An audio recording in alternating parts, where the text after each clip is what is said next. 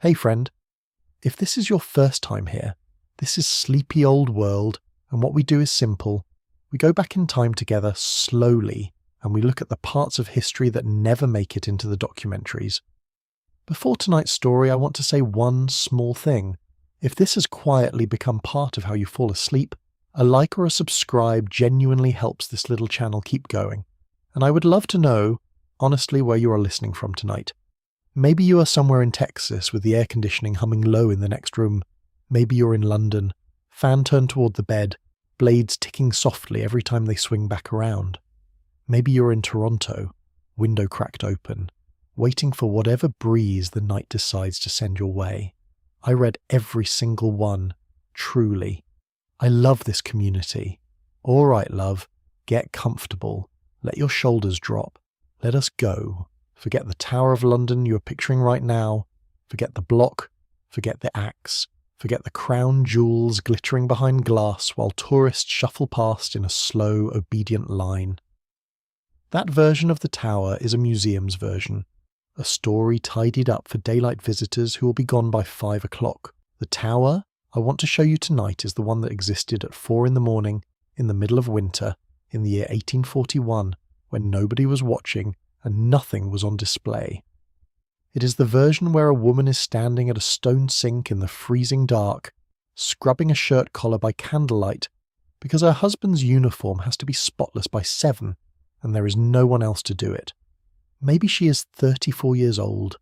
Maybe she has lived inside these walls for 11 years and has stopped noticing the ravens entirely.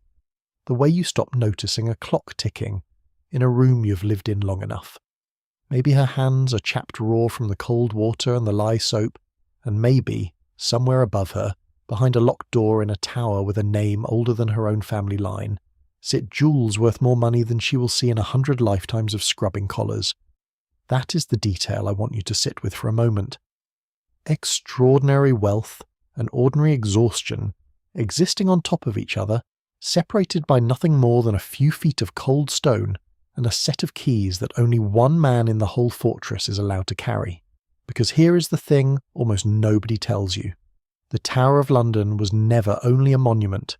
For the people who actually lived there, it was a village. A strange, cramped, self-contained little village, built inside the ribs of a medieval fortress, where soldiers and their wives raised children between the cannons, where laundry hung to dry within sight of the block where queens had lost their heads 300 years earlier, and where, for a while at least, lions and leopards lived just a short walk from where the children played. I find that detail genuinely strange every time I think about it. Not strange in a dramatic way, strange in a quiet, domestic way. So let us start there. In the dark, in the cold, in the 1830s and 40s, in the years when Victoria was a very young queen and the Tower of London had already stopped being a palace and had not yet become a museum. It existed, in those years, in a strange, in-between state. A fortress that was also a prison, that was also a barracks, that was also a jewel house, that was also somehow, against all reasonable expectation, a place where ordinary families cooked their dinners and complained about the damp and worried about school fees. Let me take you inside it, slowly, the way it actually was, and not the way the postcards show it. The woman with the raw hands has a name, though I am inventing it for her, the way historians sometimes have to when the person was real, but the record only gives us a fragment. Let us call her Sarah. Sarah is married to a Yeoman Warder, one of the men in the deep red and gold uniform that tourists still photograph today, though in 1841 nobody was photographing anything, because photography barely existed yet and genuinely had not reached the guards at the Tower of London. Her husband's name is Thomas, and he has served in the army for over 20 years before earning this posting, which was, in its way, a kind of retirement prize. The Yeoman Warders were not young men. They were old soldiers, men who had fought in places with names like Waterloo and Corunna, men whose knees ached in the damp and whose hearing had been dulled by cannon fire, and who had been given, as a reward for decades of service, a small stone lodging inside the walls of the most famous fortress in England, and a salary that was, frankly, not very much money at all. I want to pause on that for a second because it surprises people every time I mention it. You would think that living inside the Tower of London, guarding the crown jewels, wearing that extraordinary uniform would come with some kind of grandeur attached to it. It did not. The pay was modest. The lodgings, while clearly better than a slum in the East End, were cramped, cold, and often damp enough that mould crept along the base of the walls in winter.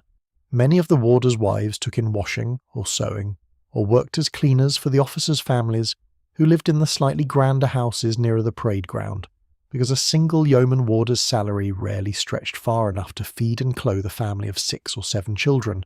which was not an unusual size for a Tower family in those years. So Sarah scrubs Thomas's collar not out of some romantic sense of duty to the crown, but because there is no money for a laundress, and because tomorrow morning Thomas will stand at his post near the Bywood Tower, and if his collar is grey instead of white, someone will notice, and there will be words about it. Quiet words, but words nonetheless from the chief warder, a man everyone in the Tower community called simply the Chief, with a mixture of respect and mild dread. Here is something that might genuinely surprise you. By the 1830s, the Tower of London had already become a tourist attraction, and a fairly popular one. Visitors paid a small fee to see the crown jewels, and a slightly larger fee to see the royal armouries, the great collection of historic weapons and suits of armour that had been assembled over centuries. On a busy day, hundreds of ordinary Londoners and visitors from the countryside would pass through the gates, gawking at the same walls that Sarah and Thomas called home, which meant that Sarah's children grew up with strangers wandering past their front door on a near-daily basis. Imagine that for a moment. Imagine your entire childhood happening inside what is essentially a working museum, where at any hour a family from Yorkshire might wander past your kitchen window trying to find the ravens.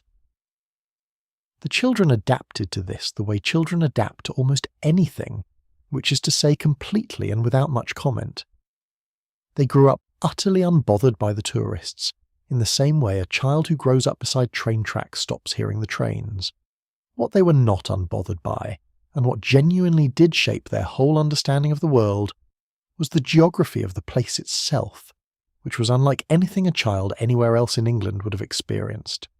The Tower of London in this period was not one building. It was a walled complex covering roughly 18 acres, built up in layers over nearly 800 years, containing towers within towers, courtyards within courtyards, a green where executions had once taken place, and where now children played a rough version of cricket with a stick and a rag ball, and at the centre of it all, rising above everything else, the great pale bulk of the White Tower itself, the original Norman keep built by William the Conqueror's masons nearly 800 years before Sarah ever laid eyes on it. Living inside those walls meant living with history the way most of us live with furniture. It was simply there. It did not feel remarkable to Sarah's children that they played beside the spot where Anne Boleyn had been executed, because they had never known anything else. One imagines a child pointing out the exact paving stone to a visiting cousin with the same casual pride a modern child might show off a treehouse, and then running off to chase a stray cat through the Wakefield Tower without a second thought about the queens and traitors who had once been imprisoned inside it. Let me tell you about the smell of the place, because this is something the postcards entirely never capture, and it is, I think, one of the most honest details available to us. In the early 1840s, the Tower of London was still surrounded by its ancient moat, and this moat, by that point, was not the clean defensive water feature you might imagine from a fairy tale illustration. It had not been properly flushed by the tide for generations, because the sluice gates connecting it to the Thames had fallen into disrepair, and so the moat had slowly, over decades, become something closer to a vast stagnant ditch, choked with mud, sewage runoff, and the accumulated filth of a garrison that had been dumping waste into it for longer than anyone could quite say. On a warm day, the smell rising from that moat reached every corner of the fortress. Sarah's children grew up with that smell the way they grew up with the sound of the bells from the chapel. It was simply part of the air. This is the part that always stops me for a moment when I read about it, because it connects so directly to something much larger happening across the whole city at exactly this time. London in the 1830s and 40s was becoming increasingly worried about a disease that seemed to arrive without warning and kill within hours. A disease called cholera, which had swept through the city in a terrifying epidemic in 1832 and would return again, worse, in 1849. Doctors at the time did not yet understand that cholera spread through contaminated water. That discovery, the famous mapping of the Broad Street pump by John Snow, was still years away. But even without understanding the exact mechanism, people had begun to associate bad smells, what they called miasma, with disease and death. And the moat at the Tower of London smelled very bad indeed. So in 1843 the decision was finally made to drain it. Not gradually, not partially, but entirely. Engineers filled in the ancient moat that had surrounded the tower for centuries, the same moat that had once been a genuine military defence capable of drowning an attacking army, and turned it into dry ground. I find something quietly moving about that image, if you sit with it. A defensive feature built by medieval engineers to keep armies out was finally destroyed not by cannon fire or siege, but by public health concerns about smell. The moat that queens and princes had once been rowed across in the dead of night, entering through the infamous Traitors' Gate, on their way to imprisonment or worse, simply vanished, filled with soil, grassed over, turned into a place where soldiers could drill, and where, eventually, children would play football on ground that had once been 8 feet of stagnant water. Sarah would have watched this happen. She would have stood at her window, wherever her window was, and watched cartloads of soil being tipped into the water her children had grown up smelling every summer, and she would have felt, I imagine, a kind of relief that had nothing to do with history or symbolism, and everything to do with the simple fact that her children could now play outside without her worrying quite so much about fever. Before the moat, though, before any of that, there had been lions. I want to tell you about the lions because I think it is one of the strangest true facts about the Tower of London, and it rarely gets the attention it deserves. For nearly 600 years, the Tower of London kept a royal menagerie, a collection of exotic animals gifted to English monarchs by foreign rulers as a form of diplomatic flattery. Lions from Africa, a polar bear, believed to have been a gift from Norway, that was allowed to swim and fish in the Thames on a long chain while Londoners gathered on the bank to watch. An elephant from France that was, according to the records, given a daily allowance of wine because the keepers genuinely believed this was good for its health. By the time Sarah and Thomas were living inside the tower, the menagerie had shrunk considerably from its medieval and Tudor glory days, but it had not disappeared entirely, not quite yet. The animals were kept in a section near the main entrance called the Lion Tower, in conditions that would make any modern zookeeper wince. Small stone dens, iron bars, very little space to move, animals pacing the same 6 feet of floor for years at a time. Visitors paid extra to see them, and for a while, in a detail I find almost unbelievable, the price of admission could be paid either in coin or by bringing a cat or a dog to be fed to the lions. That practice had stopped by the time we're talking about, thankfully, but the menagerie itself limped on into the 1830s, increasingly seen by reformers and animal welfare advocates of the era as cruel, outdated, and frankly a bit embarrassing for a modern capital city to still be running out of a medieval fortress. In 1835 the decision was made to close it. The animals, what remained of them, were transferred to the newly established Zoological Society of London, to the gardens that would eventually become London Zoo in Regent's Park. And just like that, after roughly 6 centuries, there were no more lions at the Tower of London. Sarah's children, born a few years after this closure, grew up in a tower that still had the empty dens, still had the old iron bars rusting quietly in a corner, nobody quite knew what to do with, but no animals at all. I imagine the older warders, men like Thomas, sometimes telling the younger children stories about the roaring they used to hear on quiet nights, a sound that had apparently once drifted across the whole fortress and out toward the river, and I imagine the children not quite believing it. The way children never quite believe their parents about how things used to be. There is something in that closure that connects to a much larger shift happening across the whole country in this period. A shift in how people thought about cruelty, about spectacle, about what was acceptable to display for entertainment, The same decades that saw the Tower menagerie closed also saw growing public discomfort with public executions, with bear baiting, with a whole culture of violent spectacle that earlier generations had treated as ordinary entertainment. Nobody at the time would have described the closing of a lion enclosure as part of some grand moral awakening. It probably felt to most people like a fairly minor administrative decision about an old and slightly smelly attraction. But looking back at it now, from this distance you can see the outline of a society quietly changing its mind about what it was willing to watch. Now let me tell you about a fire, because this is a story that genuinely deserves to be better known. And it happened just a few years after the menagerie closed in the autumn of 1841.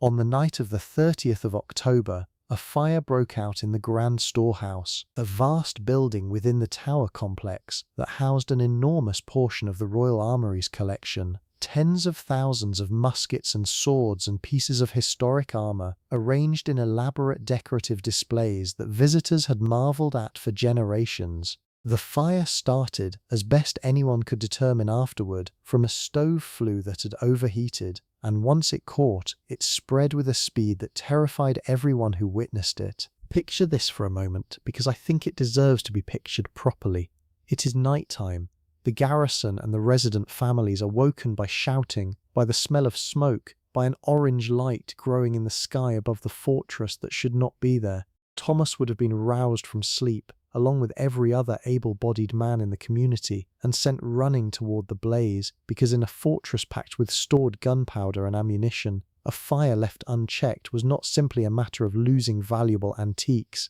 it was a matter of potential catastrophe. Sarah, meanwhile, would have gathered her children, and perhaps a few precious possessions, and stood in the cold night air of Tower Green, with dozens of other wives and children, all of them watching the sky glow orange above the rooftops, all of them uncertain, in those first confused hours, whether the fire could be contained before it reached the powder stores or worse, the jewel house itself. The jewel house, in fact, came terrifyingly close to being lost that night. The keeper of the jewels at the time, a man named Edmund Swifty, later gave an account of desperately trying to save the crown jewels as the flames advanced, working with a small group of men to break through iron bars with a crowbar in order to reach the jewels before the fire did. It is a genuinely dramatic scene, the kind of thing that sounds almost too cinematic to be true, and yet the accounts of it survive in remarkably consistent detail. The jewels were saved in the end, pulled out through bent and broken ironwork with minutes to spare, while behind them the Grand Storehouse burned through the night and into the following morning, ultimately destroying somewhere in the region of 280,000 weapons and pieces of armour, along with the building itself, which had stood for well over a century. By morning, what had been one of the great architectural set pieces of the Tower complex was a smoking ruin of blackened stone and twisted, half-melted metal. Sarah would have walked past that ruin for years afterward, on her way to the well or the chapel or the market that visited the fortress on certain days, watching it slowly get cleared, then rebuilt in the following years into something new. The building that eventually replaced it, a great red brick structure that would come to be known as the Waterloo Barracks, would not be completed until the middle of the decade, and it changed the whole skyline of the inner fortress, a solid, serious Victorian building rising where an older, more ornamental storehouse had once stood. It is incidentally the same building where the crown jewels are displayed to this very day, though of course Sarah could not have known that her children were growing up watching the construction of what would eventually become one of the most visited rooms in the entire country. I think what strikes me most about the story of that fire is not the drama of the crowbar and the flames, dramatic as that undoubtedly was, but the ordinary aftermath of it. The following weeks of families sleeping lightly, startling at unfamiliar smells, the constant low hum of anxiety that follows any community through a near disaster. Children who had watched the sky burn orange above their homes did not simply go back to normal the next morning. For months afterward, according to some accounts, a stricter watch was kept on every stove and chimney in the fortress, and the wives, Sarah among them presumably, would have developed a heightened awareness of smoke, checking flues more carefully, keeping a bucket of water closer to hand than they had before. Fear, once it moves into a place, tends to stay for a while, quietly, in the corners of ordinary habits. Let me walk you through an ordinary day, because I think the ordinary days tell you more than any single dramatic event ever could. Thomas rose most mornings somewhere around 5, well before the sun in winter. There was no gas lighting yet in the Warders' lodgings in the early part of this period. Gas would arrive gradually through the 1840s, so Thomas dressed by candlelight or by the weak grey light coming through a small window in a room that held the cold of the stone walls all night, regardless of how the fire had burned the evening before. Stone, it turns out, is a wonderful material for keeping castles standing for 800 years, and a genuinely miserable material for keeping a bedroom warm in January. His uniform took time to assemble properly, and this is worth lingering on, because the Yeoman Warder uniform was, and remains, an extraordinarily elaborate thing. The everyday working uniform was simpler than the ceremonial one, a dark blue undress uniform for ordinary duties, with the full scarlet and gold state dress reserved for royal occasions and special ceremonies. Even the simpler version, though, required careful attention. The white ruff at the collar had to sit correctly, the belt had to be polished, boots had to be blacked to a shine that could survive a full day of standing on damp stone. Sarah's scrubbing of that collar the night before was not vanity. It was a functional part of the household's economy, because a warder who appeared improperly turned out reflected badly not just on himself but on his family's whole standing within the tight, gossiping little community inside those walls. Once dressed, Thomas would make his way to his post, and here is something that surprises people every time I mention it. The famous ceremony of the keys, the nightly ritual of locking up the tower that still takes place today, exactly as it has for centuries, was already an old and unbroken tradition by the 1840s. Every night, at precisely the same time, the chief yeoman warder would lock the main gates in a fixed sequence, accompanied by an escort of guards, and would be challenged by a sentry with the same exchange of words that had been used for generations. Who comes there? The keys. Whose keys? Queen Victoria's keys. Pass, Queen Victoria's keys. All is well. It is one of those details that makes me smile a little every time I picture it. This small, formal piece of theatre performed every single night, rain or shine, for an audience of nobody in particular except the handful of soldiers and residents who happened to be nearby. A ritual that existed not because anyone needed convincing that the gates were locked, but because some things simply must be done the way they have always been done, and the doing of it is the point. For the ordinary warders like Thomas, the daytime hours involved standing guard at various points around the fortress, answering questions from visitors, occasionally dealing with the odd difficult tourist who wanted to touch something they should not touch, or wander somewhere they should not wander. It was not, by this point in history, particularly dangerous work. The great dramatic era of the Tower as a place of imprisonment and execution for the highest-ranking traitors in the land had largely passed by the time Victoria came to the throne. That said, the Tower had not entirely stopped functioning as a place of confinement. It still held occasional prisoners in this period, including in 1848 a number of men associated with the Chartist movement, the great working-class campaign for political reform that frightened the establishment considerably that particular year, a year when revolutions were breaking out across Europe and the authorities in London were nervous enough about unrest at home to make examples of certain agitators. Thomas would have known in a general sort of way who was being held where, without necessarily knowing the details of why, because that was simply not information shared with the men standing guard. Now here is a detail that I think deserves more attention than it usually gets, and it is about the chapel. Within the walls of the Tower stands the Chapel Royal of St. Peter ad Vincula, a modest building by the standards of the great churches of London, and yet one that holds beneath its floor the remains of an extraordinary number of executed queens, nobles and courtiers, including, most famously, Anne Boleyn and Catherine Howard. two of Henry VIII's wives, buried without particular ceremony after their executions, their remains later identified, as best as Victorian investigators could manage, during restoration work on the building. Sarah and her family would have attended services in this chapel on ordinary Sundays, sitting in wooden pews above the unmarked resting places of some of the most famous women in English history, and I do not think this would have felt strange to them at all. I think, again, it would have simply felt like Sunday. There is something worth sitting with in that.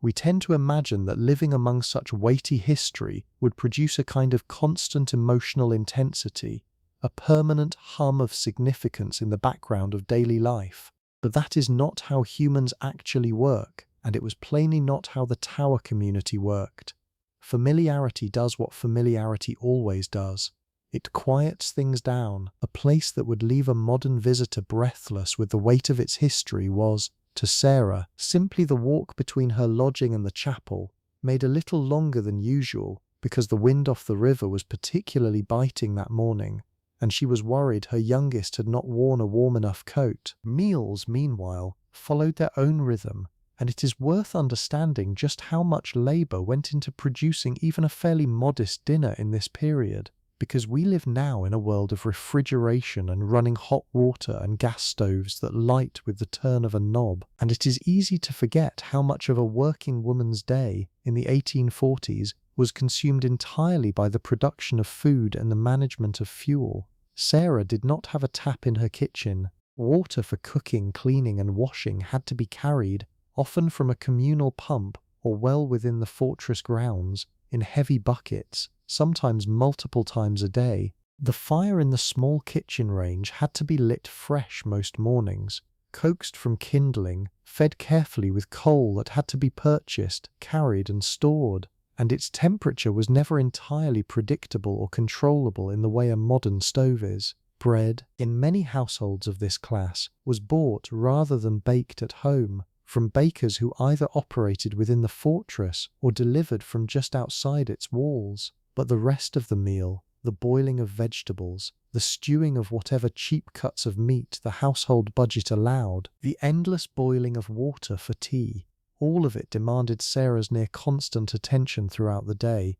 layered on top of the laundry, the mending, the childcare, and whatever additional income work she might be doing to help stretch Thomas's modest salary. I want to be honest with you about something because I think it matters. It would be easy to romanticize this life, to focus only on the picturesque details, the ravens, the ancient stones, the ceremony and the pageantry, and to lose sight of just how physically exhausting and financially precarious it actually was for most of the people living inside those walls. The Yeoman Warders occupied a strange middle position in Victorian society, respected, undoubtedly associated with a proud and ancient institution, dressed in one of the most recognizable uniforms in the country, and yet paid modestly enough that their wives were in many documented cases obliged to take in extra work simply to keep the household solvent. Grandeur and hardship again sitting right on top of each other, the way they so often did in this period, and the way, if we are honest, they still do now, just dressed in different clothes. Let us talk about the ravens for a moment, because I think their story is more recent and more human than most people assume. Today, of course, the ravens of the Tower of London are famous. There is a legend, repeated endlessly to tourists, that the kingdom will fall if the ravens ever leave the tower, and that legend is treated as though it stretches back into the mists of medieval history. The truth, as best as historians have been able to piece together, is considerably murkier and considerably more recent. There is surprisingly little solid documentary evidence that ravens were treated as a formal, protected fixture of the tower before the Victorian period at all. Wild ravens had in truth always been common in London, scavenging around the markets and the execution sites of earlier centuries the way crows and pigeons do today, but the specific, deliberate keeping of ravens as named, cared for residents of the tower, with their wings clipped to prevent them flying away, appears to be something that solidified more firmly into tradition during the 19th century. precisely the period we are talking about tonight. I find that genuinely fascinating because it means that when Sarah's children ran across Tower Green chasing a large black bird, they were in a sense present at the early formation of a legend that people today assume is ancient beyond memory. Traditions do not always arrive fully formed from some distant past. Sometimes they accumulate slowly, in exactly the sort of ordinary, half-documented way that this one seems to have done, built up out of decades of individual keepers feeding individual birds, until eventually nobody could quite remember a version of the tower without them, and a story grew up around that, forgetting to explain why they mattered. The children of the tower, in any case, would have grown up with ravens the way other Victorian children grew up with the family cat or the neighbourhood dog. Familiar, slightly wild, occasionally the object of great affection and occasionally the object of great irritation when one of the birds stole something shiny off a windowsill. I do like imagining a warder's daughter, perhaps 8 or 9 years old, chasing a raven the length of the green, furious over a stolen hair ribbon, while her mother calls after her not to go too near the water, back when there still was water, and the whole scene playing out in the shadow of the White Tower with total, unself-conscious ordinariness. Speaking of the children, I want to spend some real time on what growing up inside the Tower of London actually meant, because it was a genuinely peculiar childhood by any measure, even by the standards of an era that asked a great deal of children generally. Formal schooling for the children of warders and garrison soldiers in this period was patchy at best. There was no dedicated school within the Tower walls for most of this era, and families had to make their own arrangements, sending children out to local schools in the surrounding area of London, or, in some cases, teaching them at home as best they could manage between all their other responsibilities. Literacy among this class of family was reasonably common by Victorian standards, without question compared to the poorest labouring families of the city, but it was far from universal, and a warder's daughter learning to read and write competently often owed that skill more to a mother's patient evening lessons by candlelight than to any formal institution. What the children lacked in formal education, though, they made up for in an entirely different kind of education, an intimate, physical, sensory knowledge of one of the strangest and most historically dense pieces of ground in the entire country. They knew which stones in which courtyard held puddles after rain. They knew the particular echo of their own footsteps in the stone passageway beneath the bloody tower, a passage with a name that had genuinely earned itself through centuries of dark association, since it was here, according to long tradition, that the 2 young princes, the sons of Edward IV, were believed to have been murdered in the previous century, smothered, so the story went, and buried somewhere beneath a staircase. Children living inside the tower grew up walking past that spot on ordinary errands to fetch water or deliver a message. And again, I do not think it filled them with dread on a daily basis. I think more likely it filled them with a kind of casual, practiced bravado, the way children everywhere develop a slightly performative fearlessness about the scary places in their own neighbourhood, precisely because they walk past them so often that the fear gets worn smooth, like a stone step polished by centuries of feet. There would have been ghost stories, of course. There are always ghost stories in a place like this, and the tower had more raw material for them than almost anywhere else in England. Guards and residents told each other, in low voices on cold nights, about the White Lady said to appear at a particular window, about strange lights seen moving in the Salt Tower, about a spectral bear of all things that one unfortunate sentry was said to have encountered near the Martin Tower, with such terror that he reportedly died of shock shortly afterward. Or so the story went by the time it had passed through enough retellings to acquire its dramatic shape. I want to be careful here because none of this is something I can verify as literal fact, and I am not asking you to believe any of it happened exactly as described. What I can tell you with confidence is that these stories were told repeatedly by real people living real lives inside those walls, passed from one generation of warders to the next as a kind of shared folklore, a way of processing the sheer accumulated weight of death and history pressing in on all sides of their very ordinary domestic existence. Sarah's children almost quite genuinely grew up hearing some version of these tales, told by an older warder on a winter evening, perhaps as a way of keeping restless children in their beds rather than as a serious claim about the supernatural. Now I want to shift for a moment and talk about the social hierarchy inside the tower, because it was every bit as rigid and carefully maintained as anything you would find in a grand country house, just compressed into a much smaller space. At the top sat the constable of the tower, a largely ceremonial and often absentee royal appointment held by a senior nobleman who rarely, if ever, actually lived on site. Beneath him sat the deputy governor, or resident governor, who did actually live within the walls, in a substantial and comparatively comfortable house near the green, a house that still stands today and is generally known as the Queen's House. A solid timber-framed Tudor building that would have looked to Sarah like a different world entirely compared to her own cramped lodging, despite being located only a short walk away. Below the governor came the officers, men with military rank who oversaw the garrison and who occupied a social tier of their own, with wives who held their own small court of visiting cards and afternoon calls, largely separate from the world of the ordinary warders' families. And then, below the officers came Thomas and Sarah and their neighbours, the Yeoman Warders and their wives and children, respected within the fortress for their long service, but occupying, without much ambiguity, a working-class position within a community that otherwise liked to present itself as a single unified body defending crown and country. Sarah would have known exactly where she stood in this arrangement, down to the smallest detail. She would have known which officers' wives acknowledged her with a nod in passing, and which did not acknowledge her at all. She would have known that an invitation to take tea in one of the grander houses near the green was a genuine notable event, worth mentioning to a neighbour afterward, rather than an ordinary social occurrence. This is worth sitting with for a moment, I think, because it complicates the picture of the tower as some kind of unified small community, bound together purely by shared history and shared walls.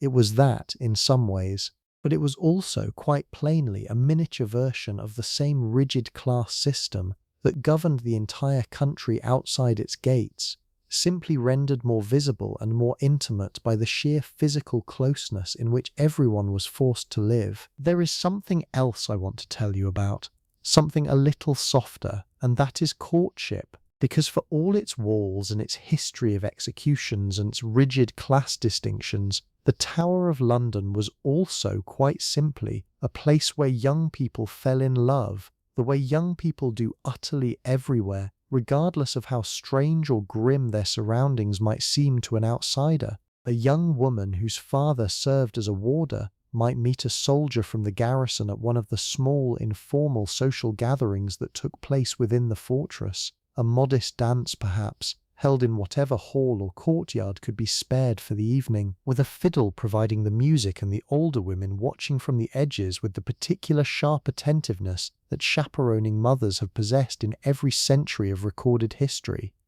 Romance conducted inside a fortress carries its own peculiar texture. There were fewer places to walk unaccompanied, fewer quiet corners that were not already claimed by some other family's washing line, or a sentry's regular patrol route. And yet people managed it, as people always do, finding their 5 private minutes in the lee of some ancient wall, or exchanging a look across the green that meant more than any letter could have said. When a couple did marry, the ceremony very often took place in that same small chapel, St. Peter ad Vincula, standing above the unmarked graves of the executed, the bride in whatever best dress her family could assemble, which for a warder's daughter was unlikely to be anything close to the elaborate white gowns we associate with later Victorian weddings. White wedding dresses, as a specific fashionable ideal, only really became widespread after Queen Victoria herself wore white for her own wedding to Prince Albert in 1840, and even after that, the trend spread slowly and unevenly down through the social classes, arriving among working families years, sometimes decades, later than it did among the aristocracy who could actually afford a dress meant to be worn exactly once. A warder's daughter marrying in the 1840s would far more likely have worn her best existing dress, perhaps in a practical dark colour that could be worn again afterward for church and formal occasions, with perhaps a new ribbon or a borrowed piece of lace to mark the day as special. I think about the sound of those small weddings sometimes, the particular acoustic of that stone chapel, voices and organ notes bouncing off walls that had absorbed centuries of considerably darker sounds, screaming and weeping, and the low murmur of prayers said over condemned prisoners in their final hours. And then, into that same space, on an ordinary Saturday morning, comes laughter and the rustle of a best dress, and a small gathering of neighbours and family members squeezed into wooden pews, celebrating something as achingly ordinary and universal as two young people deciding to build a life together. I find that juxtaposition moving every time I think about it, not because it is dramatic, but because it is the opposite of dramatic. It is simply life continuing to happen, insistently, cheerfully, in a place that history had marked out for entirely different kinds of memory. Illness, unfortunately, was a far more constant presence in this community than romance, and I think it deserves honest treatment here rather than a quick pass over. Medicine in the 1830s and 40s remained, by our standards, shockingly limited. There was no germ theory yet to explain why wounds became infected, or why entire families sometimes fell ill within days of one another. Doctors still commonly relied on treatments like bleeding and purging for a wide range of ailments, treatments that, we now understand, often did considerably more harm than good. A garrison community like the Tower, with its damp stone lodgings, its poor drainage before the moat was filled, and its inevitable crowding of large families into small rooms, was a place where illness could move through a household with frightening speed. Childhood mortality remained tragically high across all of Victorian England in this period, and the Tower's residents were not spared from that grim statistical reality simply because they lived somewhere famous. Sarah, in the version of this story I am imagining for you, quite plausibly lost at least one child before adulthood, whether to fever, to one of the various respiratory illnesses that spread easily through cold, damp housing, or to any of a dozen other conditions that a modern course of antibiotics would resolve in a matter of days. This was not spoken of the way we might discuss a loss like that today, at length, in therapeutic language, processing grief openly. It was, more often, absorbed quietly into the rhythm of ongoing life, marked by a period of mourning dress and reduced visiting, and then folded back into the daily labour of keeping the rest of the household fed, clothed, and functioning, because there was rarely any alternative available. Grief in this era was expected to make room for duty rather than replace it. I do not tell you this to darken the mood of the evening, and I want to be gentle about it, because I know where you are right now, warm, comfortable, hopefully drifting towards sleep. I tell you this because I think it would be a kind of dishonesty to describe this world only through its charming, picturesque details, its ravens and its ceremonies and its ancient stones, without acknowledging the very real hardship and loss that ran underneath so much of ordinary Victorian domestic life, inside the Tower and very much outside it as well. The lace on the wedding dress and the grief for the lost child existed side by side, in the same small community, sometimes in the very same family, within the space of a single year. Let me bring us back gently to something warmer, because that is where I want this evening to eventually settle. Let me tell you about washing day, because it occupied such an enormous portion of Sarah's week that it deserves proper attention, and because I think the physical details of it are genuinely interesting once you slow down and actually picture them. Washing day in most working households of this period fell on Monday, and it was, without exaggeration, one of the most physically demanding days in the entire domestic calendar. Water first had to be hauled, bucket by heavy bucket, from the pump, and heated over the fire in a large copper vessel, since there was no way to simply turn a tap and have hot water appear. Clothes were sorted, the whitest and least soiled items washed first, in water that grew progressively dirtier and less pleasant as the morning wore on, so that by the time the heaviest, dirtiest garments were washed, the water itself had often been reused 3 or 4 times over, a fact that says a great deal about how precious and labour-intensive clean hot water actually was. Soap, in this period, was often a harsh, homemade or cheaply purchased lye-based substance that was hard on the hands, and Sarah's chapped, reddened fingers, the detail I described to you right at the start of this story, were not an isolated moment of hardship, but rather the visible, permanent mark of a task repeated week after week, year after year, for her entire adult life. After washing came the wringing, done by hand before the more widespread adoption of the mangle, a mechanical device with rollers that squeezed water out of fabric more efficiently, which slowly became more common in households of this class through the middle decades of the century. And after wringing came the hanging, and this is where we return to the detail that opened this whole story for you tonight. Laundry strung up to dry within sight of Tower Green, ordinary shirts and petticoats and children's stockings snapping gently in whatever wind made its way over the walls, drying above ground that had once run red with far graver business. I keep returning to that image because I think it captures something true about how history actually feels from the inside, as opposed to how it looks from the outside, centuries later, in a museum display case. From the outside, the Tower of London is a monument, a symbol, a place of crowns and executions and grand historical weight. From the inside, on a Monday morning in 1842,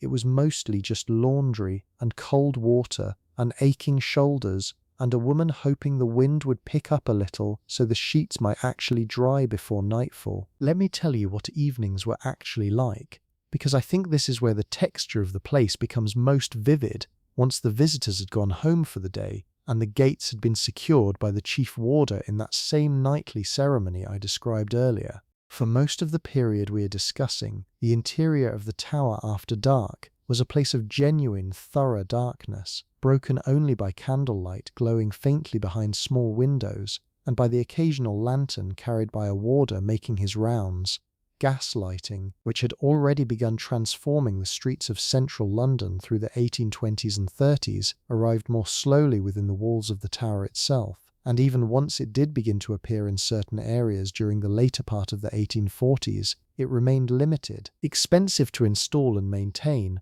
and indeed did not reach every private lodging immediately. For Sarah and her family, most evenings for years continued to be lived by candlelight and firelight, the same light sources her grandmother would have recognized without any difficulty at all. There is a particular quality to candlelit domestic life that we have almost entirely lost now, and I think it is worth pausing to actually imagine it properly rather than simply naming it. A single tallow candle, the cheaper and more common option for a family of Sarah's modest means, produces a small, warm, flickering pool of light, perhaps enough to illuminate a face and a pair of working hands clearly, with everything beyond that circle fading quickly into shadow. Beeswax candles burned cleaner and brighter and smelled considerably more pleasant, but they cost significantly more, and were generally reserved in households like Sarah's for special occasions rather than ordinary Tuesday evenings. The smell of tallow candles, a slightly greasy animal smell, would have mixed in the evening air with wood smoke and coal smoke and whatever had been cooked for dinner, creating an olfactory signature for domestic evenings that simply does not exist anywhere in the modern world, because none of us burn animal fat for light anymore, and most of us have never smelled a room lit purely by fire and candle with no electric light anywhere to compete with it. In this soft, uneven light, evening activities tended toward the quiet and the close, sewing and mending, which never seemed to end in a household with several growing children, reading aloud, for families where at least one member was comfortably literate, often from a shared Bible, or, as the decade progressed, increasingly from cheap periodicals and serialized fiction that were becoming more widely available and more affordable to working families than ever before. Charles Dickens himself began publishing some of his most famous serialized novels during exactly this period, and it is entirely plausible, even likely, that a literate household within the Tower community might have followed along with the latest installment of one of his stories, passed around, perhaps from a neighbor who had already finished with it, the pages a little worn from multiple households sharing the same expense. Children, meanwhile, would have been sent to bed relatively early, partly out of simple practicality, since candles were an expense to be conserved and there was genuinely little else to do once darkness fell, and partly because the following day would begin again at an early hour, regardless of how late anyone had stayed up the night before. I imagine the particular quality of quiet that would have settled over the tower community on an ordinary winter evening, lodging windows glowing faintly one by one and then gradually going dark. The great pale bulk of the white tower rising silent and enormous above it all, indifferent as it had been indifferent for nearly 8 centuries, to whatever small domestic dramas were playing out in its shadow that particular night. Now I want to spend some time on the crown jewels themselves, because I think most people know they were kept at the tower without really understanding what that actually meant day to day for the people who lived and worked around them. The jewels were displayed in this period in the jewel house under the care of the keeper of the jewels, a position that carried real responsibility and, as we have already seen from the story of the 1841 fire, real physical danger in a crisis. Security around the jewels in this era, by our modern standards, seems almost startlingly casual. Visitors could pay a fee and view the collection at fairly close range, and the barriers separating the public from priceless royal regalia were nothing like the reinforced glass and elaborate security systems of today. This casualness had in fact already produced one of the most famous and almost comically audacious crimes in English history, though it happened well over a century before Sarah's time, back in 1671, when a colourful character named Colonel Thomas Blood managed to talk his way close enough to the jewels, having spent months cultivating a friendship with the elderly keeper at the time, that he was able to attempt an actual theft, flattening the crown with a mallet to conceal it under his cloak, and making a genuine run for it before being caught almost at the gates. The story was, by the 1840s, already a well-worn piece of tower folklore, the kind of tale a yeoman warder would tell visiting tourists with evident relish, embellishing the details slightly with each retelling, the way any good story naturally accumulates a little polish over generations of being told aloud. Thomas, in our story tonight, quite possibly told this exact tale dozens of times a week to groups of visitors gathered near the jewel house, delivering the punchline about the flattened crown with the practiced timing of a man who had said the same words so many times he could probably recite them in his sleep, and who nonetheless still enjoyed in some small private way the gasp it reliably produced from a new audience each time. This, I think, is one of the more overlooked aspects of a yeoman warder's actual daily labour in this period. We think of them today, and I suspect people thought of them then too, primarily as guards, as ceremonial figures standing at attention, but a very significant portion of Thomas's actual working hours would have been spent functioning as something much closer to a tour guide, answering the same handful of questions dozens of times a day, managing crowds, occasionally dealing with someone who had wandered somewhere they should not have wandered, and performing again and again the same small set-piece stories about Anne Boleyn, about the princes in the tower, about Colonel Blood and his flattened crown, stories that visitors from the countryside and from abroad had travelled considerable distances specifically to hear. There is a particular kind of exhaustion that comes from performing enthusiasm and fresh delivery for the same material, over and over, day after day, and I imagine Thomas felt some version of that exhaustion, even as he took genuine pride in his role and in the history he had been entrusted to explain. Beyond the jewel house,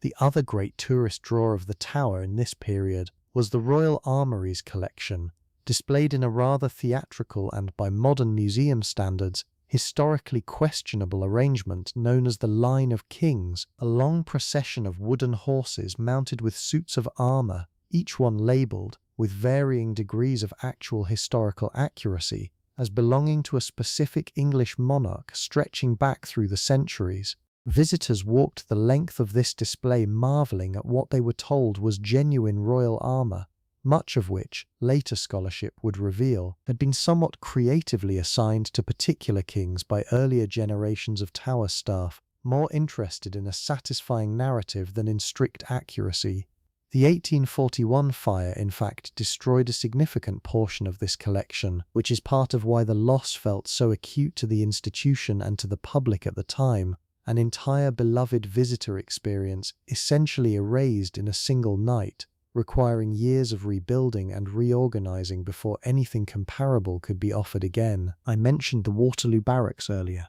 the great red brick building constructed after the fire to replace the destroyed Grand Storehouse. And I want to return to it now because its construction changed the daily rhythm of the entire fortress in ways that went well beyond simply providing a new home for the crown jewels. The barracks, completed in the middle of the 1840s, were built to house the garrison of soldiers stationed at the tower, and it is worth being clear that these soldiers were a distinct group from the Yeoman Warders like Thomas. The Warders were by this point essentially a ceremonial and custodial body, older men who had already completed full military careers elsewhere. The garrison soldiers housed in the new barracks were by contrast often considerably younger men, serving units that rotated through the tower as part of the ordinary business of the British Army, using the fortress as one posting among many rather than as a final settled home. This distinction mattered enormously to the texture of daily life within the walls. The arrival of a new regiment brought with it a burst of unfamiliar faces, unfamiliar accents depending on where the regiment had been recruited from, and a temporary disruption to the settled social rhythms that families like Sarah's had spent years establishing. Young soldiers, often away from home for the first time, brought their own energy to the place, and Tower Green on a free evening might suddenly host an impromptu game of some rough sport, or the sound of a soldier practicing on a fiddle or a penny whistle drifting across the darkening courtyard. Some of these young men inevitably caught the eye of the warder's daughters, which produced exactly the kind of parental anxiety you would expect, since a posting could end within months, taking a young soldier and his affections off to some entirely different garrison town, leaving a heartbroken young woman behind with nothing but a few letters and a fading memory of a particular laugh. The construction work itself, stretching across several years in the middle of the decade, would have been a constant noisy presence in the daily life of the fortress. Scaffolding, the shouts of workmen, the clatter and grind of building materials being hauled across ground that had so recently been cleared of the old moat. Sarah's children, growing up through these years, would have known the tower as a place perpetually under some form of construction or repair, which is in fact a fairly accurate description of the entire 19th century experience of the fortress. It was not a static museum piece even then. It was an active, functioning site being continuously modified, rebuilt, and adapted to new purposes, layer upon layer, the way it had been modified and adapted for every century of its existence before that, and the way, if you visit today, you can still see it being carefully maintained and restored even now. Let me turn now to food, because I promised to be honest with you about the physical texture of this life, and diet is one of the clearest windows into it. A family like Sarah's, on Thomas's modest warder's salary, would have eaten what most working and lower middle-class Victorian families ate, which is to say a diet built heavily around bread, potatoes, and whatever vegetables could be obtained cheaply and in season, supplemented with meat considerably less often than we might assume from period dramas that tend to show groaning tables laden with roasts. A typical dinner might involve a small amount of bacon or a cheap cut of meat stretched through a stew or a pie, bulked out generously with potatoes, onions, and whatever root vegetables were available and affordable that week. Tea, sweetened with sugar when the household budget allowed for it, had become a completely central part of daily life across nearly all classes of English society by this point, and Sarah almost truly drank it multiple times a day, a small warming ritual that punctuated the labour of washing and cooking and childcare with brief moments of pause. Shopping for this food required a walk outside the tower's walls, since the fortress did not produce its own provisions in any significant quantity by this period, though there had once in earlier centuries been more self-sufficiency in that regard. Markets in the surrounding area of London, particularly toward the east, provided the bulk of what families like Sarah's purchased, and this meant that daily or near-daily trips beyond the gates were simply a normal part of life. a fact that complicates any simple image of the tower community as a sealed, isolated world cut off from the city around it. It was not isolated at all, in truth. It was porous, constantly exchanging people, goods and news with the enormous roaring city pressing in against its outer walls. Sarah would have heard the noise of that city daily, the cries of street vendors, the rumble of cartwheels on cobblestones, the general low roar that any Victorian Londoner would have recognised as simply the sound of being alive in the largest city in the world at that moment in history. I want to describe a specific evening for you now, drawing together many of these threads, because I think a single imagined scene often communicates more than a list of separate facts ever could. Let us say it is a Tuesday in December in the year 1844. The light has already gone by 4:30 in the afternoon, the way it does in London in deep winter, and a thin cold fog has crept up from the Thames, wrapping itself around the base of the White Tower and softening every outline into grey. Thomas has finished his duties for the day and made his way home through that fog, his boots echoing on stone that has held the footsteps of soldiers and prisoners and queens for longer than either of them could properly comprehend if they stopped to think about it. Which, of course, they generally did not. Inside their small lodging, a fire is already going, coal smoke mixing with the fog outside into a single grey haze that would have hung over the entire fortress on a still winter evening like this one. Sarah has dinner nearly ready, a thin stew stretched with barley and whatever vegetables survived the week's shopping budget, and the children, 3 of them who have lived past infancy in this particular version of the story, are gathered close to the small warmth of the fire, one of them mending a stocking under Sarah's occasional correction, the youngest simply watching the flames with the unhurried total absorption that only small children seem able to manage. Somewhere outside, muffled by the fog, a bell tolls the hour from the chapel, and somewhere further off, carried strangely by the damp air the way sound often travels on foggy nights, comes the low mournful sound of a foghorn from a vessel somewhere on the Thames, warning other boats of its presence in water it can no longer properly see. This is the Tower of London in 1844.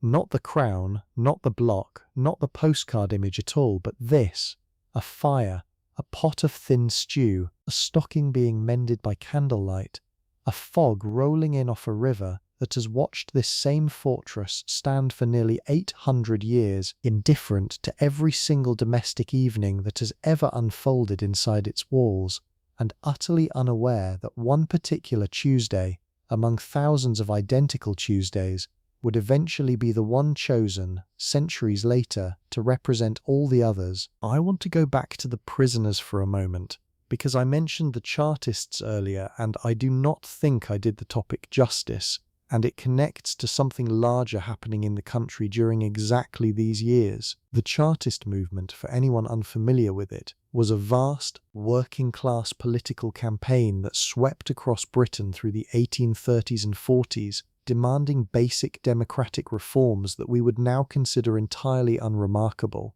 Things like the right of ordinary working men to vote, regardless of whether they owned property, and the introduction of secret ballots so that a man could vote according to his conscience without his landlord or employer looking over his shoulder and punishing him for it afterward. These demands, radical and threatening as they sounded to the authorities of the time, gathered millions of signatures on petitions presented to Parliament, and the movement's strength ebbed and surged across more than a decade, reaching a particular peak of anxiety for the government in 1848, the same year that revolutions were toppling monarchies across continental Europe, from France to the various German and Italian states, leaving the British establishment distinctly nervous that similar upheaval might reach their own shores. Against that backdrop, a number of men connected to more militant strands of the Chartist movement were arrested and, in certain cases, held within the Tower of London. A decision that carried obvious symbolic weight, since imprisoning a political agitator inside the very fortress that had once held traitors and rebels of every previous century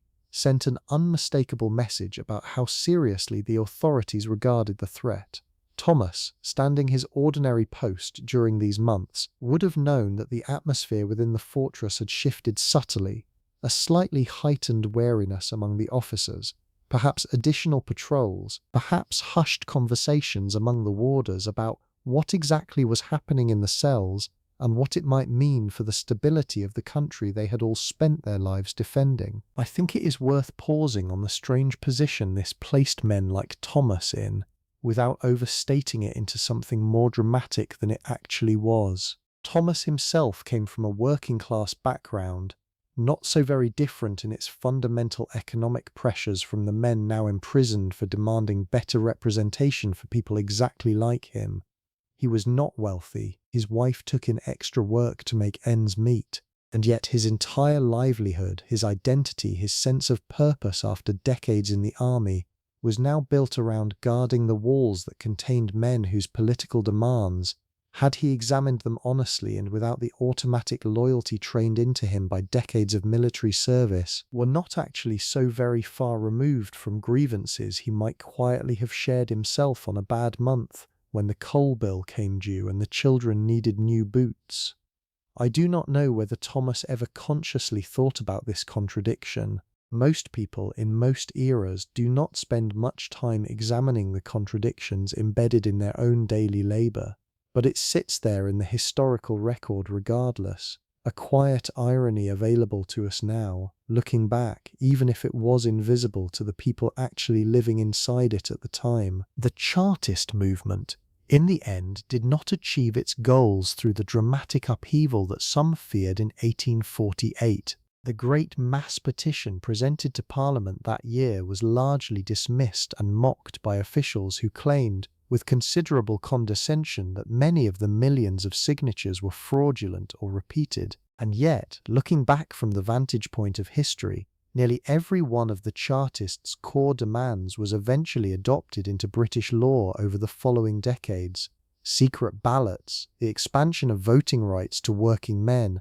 and eventually, much later, to women as well. It is one of those patterns that recurs constantly throughout history, and that I find genuinely moving every time I encounter it again in a new context.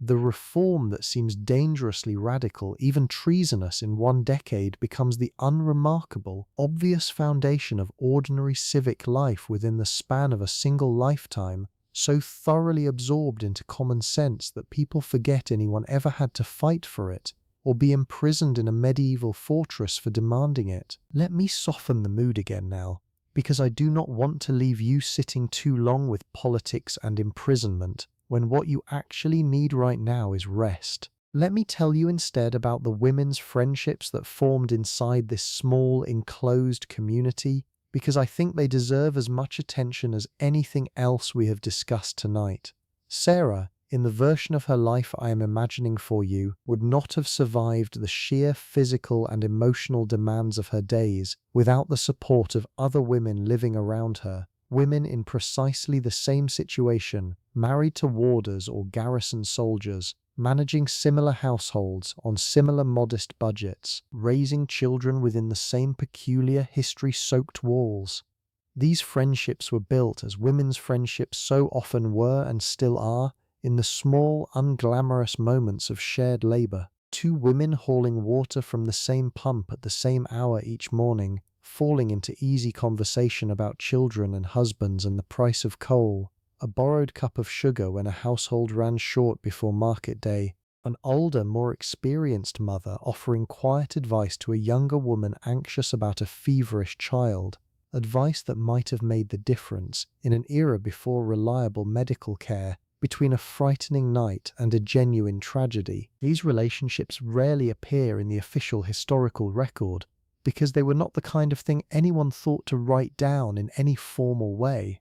We know they existed largely through inference, through the occasional surviving letter or diary entry from women of similar circumstances elsewhere in Victorian England, and through simple common sense about how humans behave when placed in close, demanding proximity to one another for years at a time. But I think it is worth explicitly stating what the official records leave unspoken, because otherwise we risk imagining Sarah's life as one of pure isolated struggle, alone against a hard world, when the truth, almost in fact, involved a network of other women just as tired, just as underpaid in the informal economy of their own household labor, holding each other up through the countless small crises of ordinary domestic life inside those extraordinary walls. Let me tell you about Christmas inside the tower, because the holiday itself was undergoing a quiet transformation during exactly these years, and the tower community would have experienced that transformation firsthand. It is easy to forget now, when Christmas feels like such an ancient, unchanging tradition,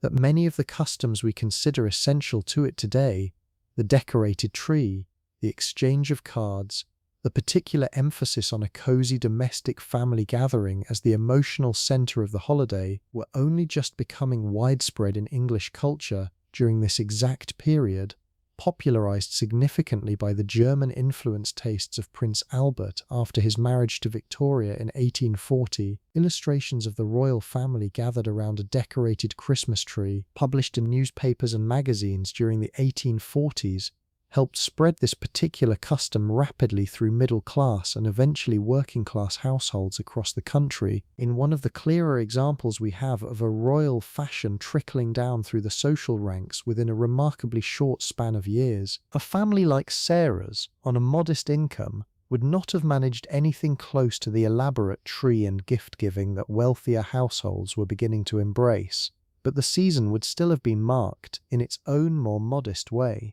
A slightly better dinner than usual, perhaps, with a small joint of meat if the household budget allowed for it that particular year, perhaps a few homemade decorations, sprigs of holly gathered from wherever it could be found, since holly and ivy had been associated with midwinter celebration in England for centuries, long before Albert's German trees arrived to add another layer to the tradition. Church attendance on Christmas morning in that small chapel, the whole community gathered together in a way that briefly, if only for an hour or two, dissolved some of the rigid class distinctions that governed the rest of the fortress's social life. Officers and warders and their families all present in the same small space, singing the same hymns, however differently they might have dressed for the occasion, or however differently they might have been seated once they arrived. I think there is something particularly poignant about Christmas in a place with the tower's specific history, a season built entirely around themes of warmth, family, and the persistence of light and hope through the darkest, coldest part of the year, celebrated inside walls that had witnessed centuries of exactly the opposite: cruelty, imprisonment, and death, carried out with a kind of grim institutional regularity.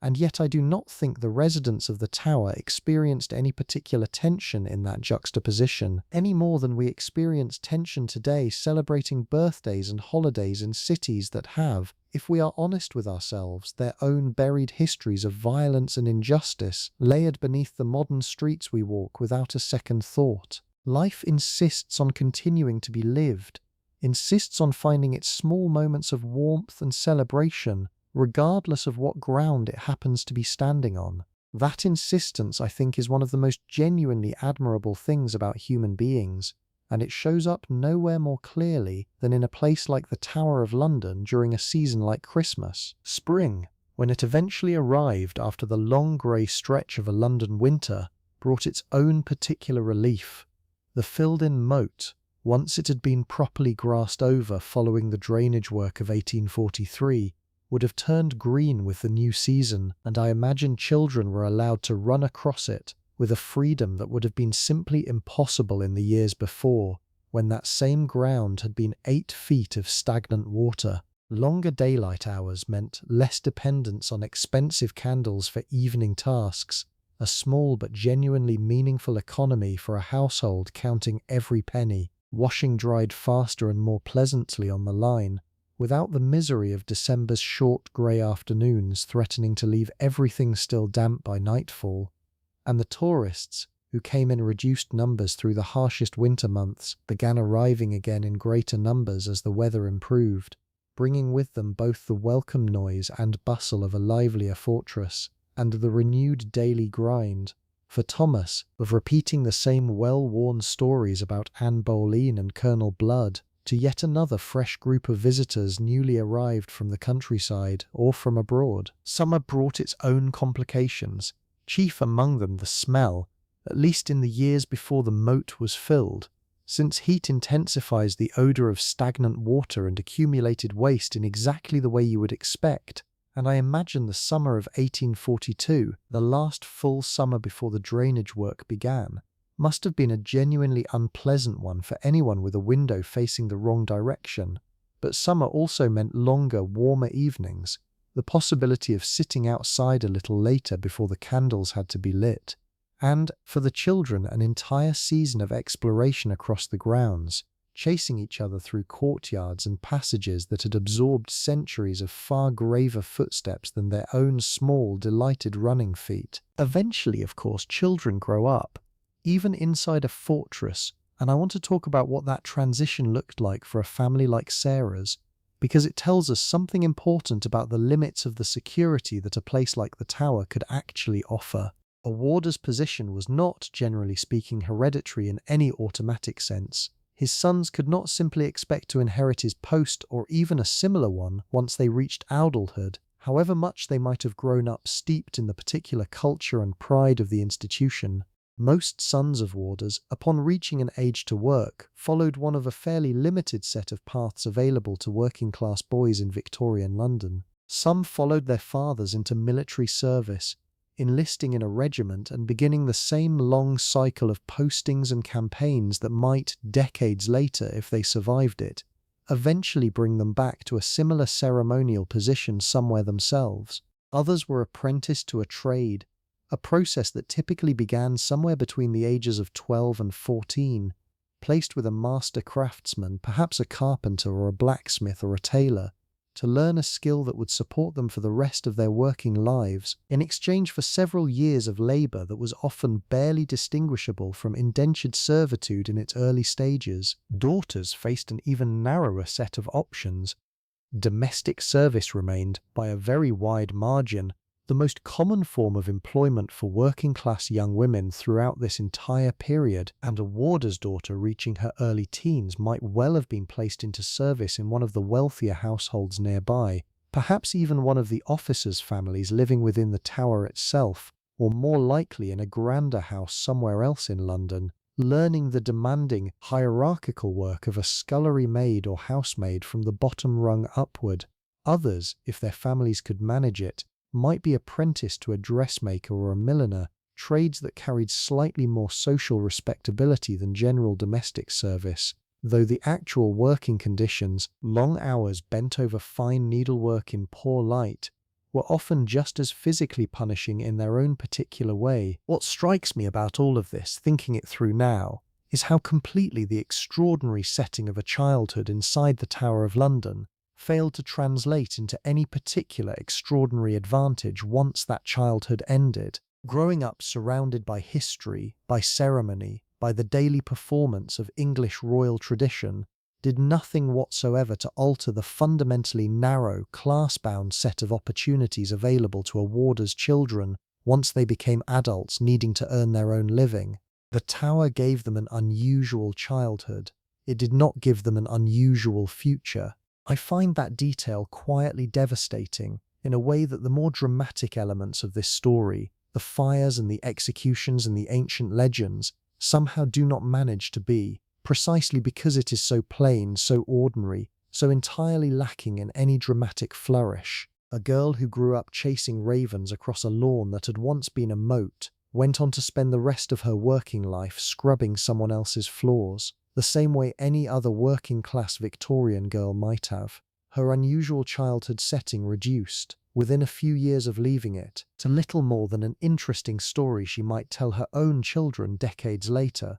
on a winter evening, by a fire in some entirely different and considerably less remarkable home. I want to widen the lens for a moment now, and place all of this within the larger sweep of what was happening in the country during these exact years, because Sarah and Thomas and their children were not living in a bubble, however enclosed their physical world might have felt. Victoria had come to the throne in 1837, an 18-year-old girl inheriting a monarchy that had under her uncles become genuinely unpopular and financially embarrassing in the eyes of much of the public. Her coronation in the summer of 1838 brought vast crowds into London, and it is entirely plausible that some of that crowd's energy, the noise and excitement of a capital city celebrating a new young queen, would have reached even inside the tower's walls, carried on the wind or relayed second-hand by warders returning from errands beyond the gates,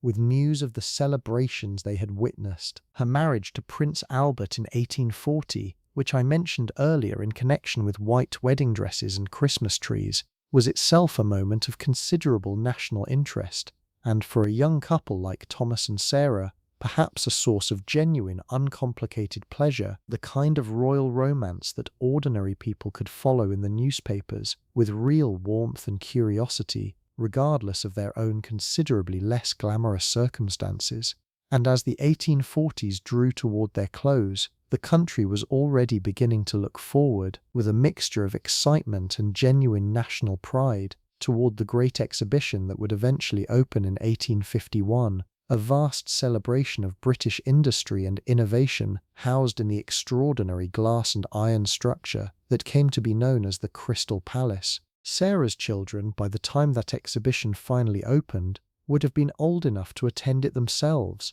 perhaps marveling at the sheer scale of that glittering glass building in a way that must have felt, at least momentarily, like a genuine glimpse into an entirely new kind of future, one built from iron and steam and industrial ambition, rather than from the ancient stone that had shaped every single day of their own childhood. Let me slow down now, because I think this is the moment in the evening where we can stop moving quite so quickly through facts and events, and instead simply sit inside the place itself for a while, the way Sarah and Thomas and their children actually did, day after day for years on end. Let me describe the interior of the White Tower to you, slowly, the way you might actually experience it if you walked through it yourself on a quiet afternoon, with almost no one else around. The walls in places are over 15 feet thick, built by Norman masons who understood defense in a way that feels almost geological rather than architectural,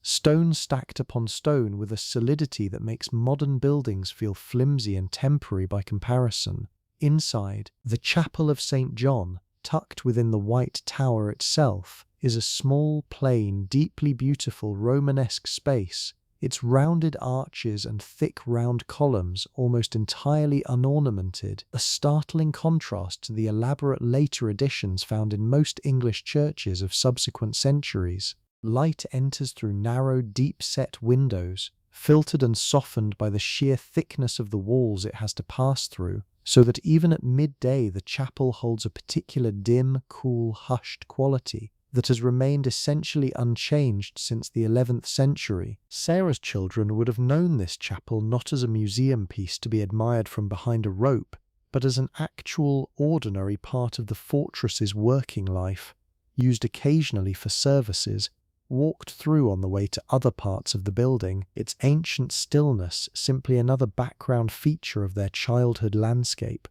I think about that stillness often, the particular quality of silence you find in very old stone buildings, a silence that feels different from the silence of a modern room, heavier somehow, as though the stone itself has absorbed and holds, in some barely perceptible way, the accumulated weight of everyone who has ever stood inside it and fallen quiet. Beneath parts of the fortress ran chambers that had, in earlier centuries, served as prison cells and interrogation spaces, and while the tower's use for that darkest kind of purpose had considerably diminished by Sarah's time, the physical spaces themselves remained, empty now, or repurposed for storage, but still bearing in some cases the actual carved graffiti left by prisoners of earlier centuries, names and dates and small fragments of prayer or defiance, scratched laboriously into stone by men and women who had known, with varying degrees of certainty, that they would likely never leave that room alive. I imagine a warder occasionally showing a particularly curious visitor one of these carvings, tracing the shape of a name with a finger, offering some fragment of the story behind it, and I imagine too that Sarah's own children had probably wandered past these same carvings dozens of times without much reaction at all, because familiarity, again, does what familiarity always does and turns even the most extraordinary evidence of human suffering into simply another feature of the walls you walk past on your way somewhere else. Let me tell you about sleep now, because I think it is the most fitting subject for where we are in the evening, both in terms of the hour where you are listening and in terms of where this story has been slowly, deliberately heading. Sleep in a household like Sarah's in the 1840s looked considerably different from the single unbroken 8 hours that most of us now consider the standard, healthy pattern. Historians who study sleep in this period have found substantial evidence that many working households, before the widespread arrival of cheap, reliable artificial lighting, extended waking hours deep into the evening, practice something closer to a segmented pattern, a first sleep beginning not long after dark, followed by a period of quiet wakefulness in the middle of the night, sometimes an hour or more, used for prayer, quiet conversation, tending to a restless child, or simply lying awake in the dark thinking, before settling back down into a second sleep that lasted until the household needed to rise for the day. I find this detail genuinely comforting, actually, and I want to share why. Because I think it might comfort you too if you are the kind of person who sometimes wakes in the deep middle of the night and lies there worrying that something is wrong with you for not sleeping straight through. It was for most of human history, before industrial lighting and industrial schedules reshaped our expectations of what a normal night should look like, entirely ordinary to wake in the darkest hours and simply lie there for a while unhurried before drifting back down again. Sarah, on any given night, might have woken somewhere around 2 or 3 in the morning, listened for a moment to Thomas's breathing beside her and the small sounds of her children sleeping in the next room, perhaps heard, very faintly, the distant call of a night watchman somewhere beyond the walls marking the hour,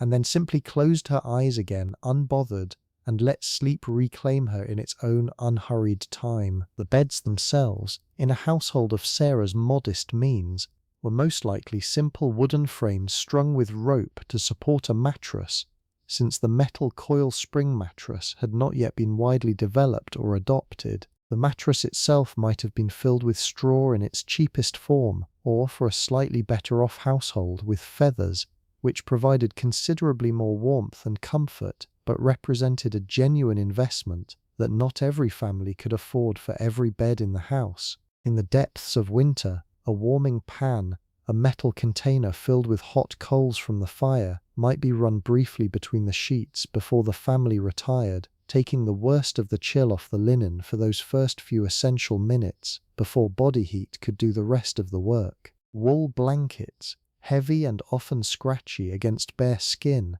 provided the bulk of the insulation, layered as thickly as the household's resources allowed, because the stone walls that made the tower such a formidable fortress against human enemies were considerably less effective against the enemy of a genuinely cold English winter night. There is another function the tower served during this period that rarely makes it into popular retellings of its history, and I think it deserves a mention here, because it adds yet another unexpected layer to the strange overlapping identities this single fortress managed to hold at once. For a significant stretch of its history, the Tower of London housed a portion of the nation's public records, ancient legal documents, charters and government papers stored within its walls, under the care of officials whose entire working lives revolved around the careful preservation of parchment and ink rather than jewels or weapons or prisoners. This function was, by the 1840s, already in the process of being phased out,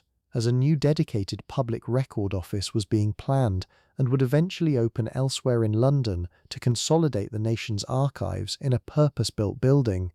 But during the years we are discussing, some of these ancient documents, some stretching back centuries, remained stored within the tower's damp stone chambers, a genuinely precarious situation for materials that fire and moisture can destroy far more easily and far more permanently than they can destroy stone or metal. I mention this partly because it connects directly back to the 1841 fire that we discussed earlier, and to the very real fear, in the aftermath of that disaster, about what other irreplaceable materials might be at risk within a fortress that had just demonstrated, quite dramatically, how vulnerable even its most treasured contents could be to a single overheated stove flue. The push to relocate the public records to a safer, purpose-built facility gained real urgency in the years immediately following that fire, part of a broader pattern we can trace across this entire period, where disasters, however painful in the moment, tended to accelerate reforms and improvements that might otherwise have taken decades longer to materialize. The Royal Mint, too, had once operated within the tower's walls, striking the nation's coinage in workshops located inside the fortress for centuries, a function so central to the tower's historical identity that the phrase "minted at the tower" still occasionally surfaces in discussions of certain historic coins. By the time Sarah and Thomas were living there, however, the Mint had already relocated, having moved to a new, purpose-built facility on Tower Hill, just outside the fortress walls, early in the century, in 1798 and the years following, driven by the need for larger, more modern machinery than the cramped medieval spaces within the tower could accommodate. The old Mint buildings within the walls stood, by the 1840s, partially repurposed for other uses, another quiet layer of the fortress's history slowly being written over by newer functions. The way an old building in any city eventually accumulates so many different past lives that peeling back to the original purpose of any given room becomes an act of genuine archaeological effort. I find myself circling back, again and again tonight, to this same essential truth about the Tower of London, and I want to name it plainly now, because I think it is the real heart of everything we have discussed. The tower was never simply one thing. It was fortress and palace and prison and menagerie and mint, and record office and jewel house and family home and tourist attraction, sometimes several of these things simultaneously, layered on top of one another across different centuries, and sometimes within the very same decade, so that a single stone corridor might have served, across its long life, as a defensive passage, then a prisoner's route to execution, then a storage corridor for legal documents, then finally, by the time Sarah's children were running through it chasing a raven, simply a shortcut between their home and the chapel, its accumulated history entirely invisible to them in the ordinary rush of an ordinary afternoon. Let me take you through one more full night now, slowly, the way I did earlier with that December evening, because I want to close this story the way we began it, inside a single, specific, imagined moment rather than in the abstract sweep of history. It is a different night now, let us say early spring, in 1846. Thomas has just completed the final round of his evening duties, and he pauses for a moment near the middle tower, looking out through the gate toward the river, which is doing what the Thames always does at that hour, moving black and silent and enormous under a thin scattering of stars, carrying with it barges and small boats whose lanterns bob faintly in the darkness like a scattering of low, wandering stars fallen from the sky above, to join the ones reflected in the water. He hears faintly the ceremonial exchange of the ceremony of the keys taking place at the main gate behind him, the chief warder's challenge and the sentry's response, words that have been spoken in that exact sequence, at that exact hour, for longer than anyone currently alive inside the fortress could properly trace back to its origin. Who comes there? The keys. Whose keys? Queen Victoria's keys. Past Queen Victoria's keys. All is well. And then the particular metallic clank and scrape of an enormous ancient lock being turned, sealing the fortress for the night. A sound Thomas has heard thousands of times across his years of service and has never once, he would tell you if you asked him, entirely stopped noticing. The way you can grow accustomed to a sound without ever quite losing your awareness of it. I want to tell you something about the uniform Thomas wears, because I promised earlier that I would return to it, and because its history is stranger and older than most people realize. The Yeoman Warders have been called beefeaters for centuries, a nickname whose exact origin remains genuinely disputed among historians, though the most commonly repeated explanation involves the historical ration of beef that warders received as part of their pay in earlier centuries, at a time when meat, and beef in particular, represented a genuinely valuable and status-bearing part of a person's diet, well beyond what most ordinary labourers could regularly afford. Whether or not this explanation is entirely accurate in every historical detail, it had no doubt become the accepted popular story by the time Sarah and Thomas were alive, repeated to visitors the same way the story of Colonel Blood was repeated. Worn smooth and comfortable through generations of retelling, the uniform itself, the deep red tunic, the ornate gold trim, the ruff at the collar, dates back in its basic design to the Tudor period, meaning that Thomas, standing at his post in 1844, was wearing a style of dress that would have been recognisably similar in its broad outline to what a yeoman warder might have worn nearly 300 years earlier, under Henry VIII or Elizabeth I.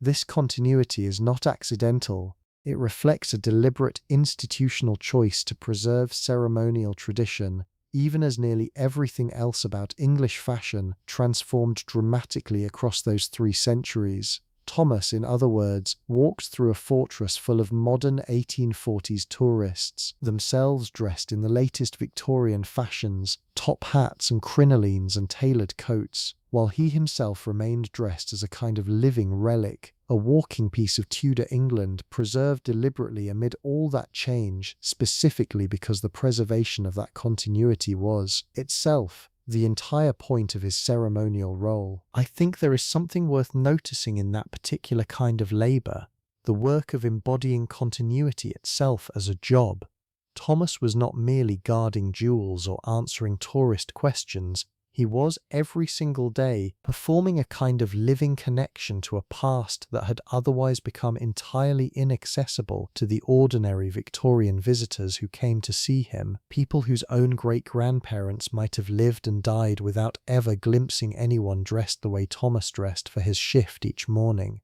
There is a peculiar dignity in that kind of work, and also, I suspect, a peculiar strangeness to it, an ongoing low-level awareness of oneself as, in some sense, a costume, a walking exhibit, even while simultaneously being an entirely real person with cold feet and a sore back, and a wife at home scrubbing his collar by candlelight. The stories Thomas told visitors, meanwhile, reached back through an even longer sweep of history than his own uniform, and I want to mention one more of them before we move on, because it connects to one of the most famous events in all of English history. Guy Fawkes, the man whose failed attempt to blow up Parliament in 1605, is still commemorated every autumn across Britain with bonfires and fireworks, was brought to the Tower of London following his capture and held there for interrogation, in conditions considerably harsher than anything Sarah's family would ever have experienced. The historical record suggests he was subjected to torture during this period, and his signature on his eventual confession, compared to his signature from before his capture, shows a visible, shaking deterioration that historians have long taken as physical evidence of what he endured during those interrogations. Thomas, telling this story to a group of visitors gathered near whichever spot in the tower had come to be associated, rightly or with some degree of later embellishment, with Fawkes's imprisonment, would have been offering them a genuinely dark piece of English history, made only slightly more palatable by the safe distance of over 2 centuries and by its eventual transformation into the considerably more cheerful annual tradition of fireworks and effigies that continues even now, every autumn, largely divorced from the actual grim details of what happened to the man being commemorated. Walter Raleigh, too, features prominently in the stories a yeoman warder of this era would likely have told, imprisoned in the Tower for over a decade under James I, and famously said, according to tradition, to have grown tobacco in a small garden plot within the fortress grounds during his confinement,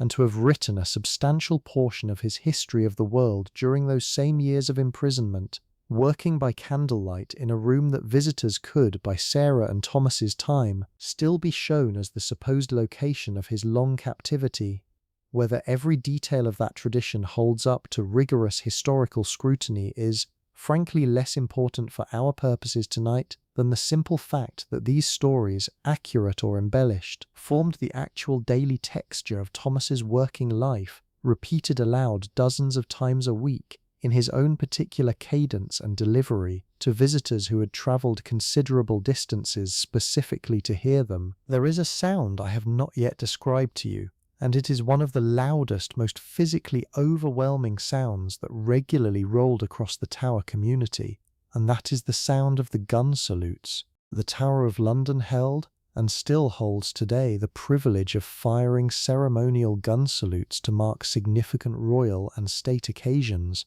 a tradition that continued without interruption through the entire period we have been discussing. Victoria gave birth to several children during the 1840s, the future Edward VII among them, born in 1841, the very same year as the Grand Storehouse Fire, and each of these royal births was marked by a formal gun salute fired from the Tower's guns, a thunderous, repeated series of blasts that would have rattled windows, startled every animal and infant within a considerable radius, and sent a temporary cloud of grey smoke drifting low over the fortress and out across the surrounding rooftops of the city. I want you to imagine what that actually felt like from inside Sarah's small lodging, because I think it is easy to read about a gun salute in the abstract and fail to register just how physically forceful the experience would have been for people living in such close proximity to the actual guns. Each blast was not a distant, muffled sound heard from a comfortable distance,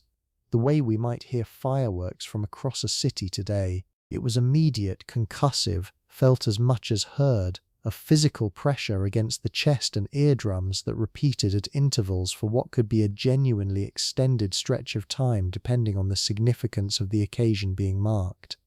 Infants would have screamed. Older children, more accustomed to the tradition, might have run to whatever vantage point offered the best view of the smoke and the gun crews at work, treating the whole spectacle with the particular thrilled excitement that children reserve for loud, dramatic, officially sanctioned chaos. Sarah, meanwhile, quite possibly used these occasions as a rare, useful marker of time, mentally noting that a certain letter needed writing or a certain task needed finishing before the next scheduled salute, the Tower's guns functioning, in their own thunderous way, almost like an oversized, occasional clock chiming out the significant moments of the wider national story into the middle of her otherwise entirely ordinary domestic week. These salutes connected the small enclosed world of the Tower community directly to events happening in palaces and government buildings the residents would never personally visit, and to a royal family whose members they would for the most part never meet in person, and yet whose major life events, births, marriages, jubilees, were marked with a directness and physical immediacy inside the Tower that most other communities in the country could only experience through the second-hand reporting of a newspaper.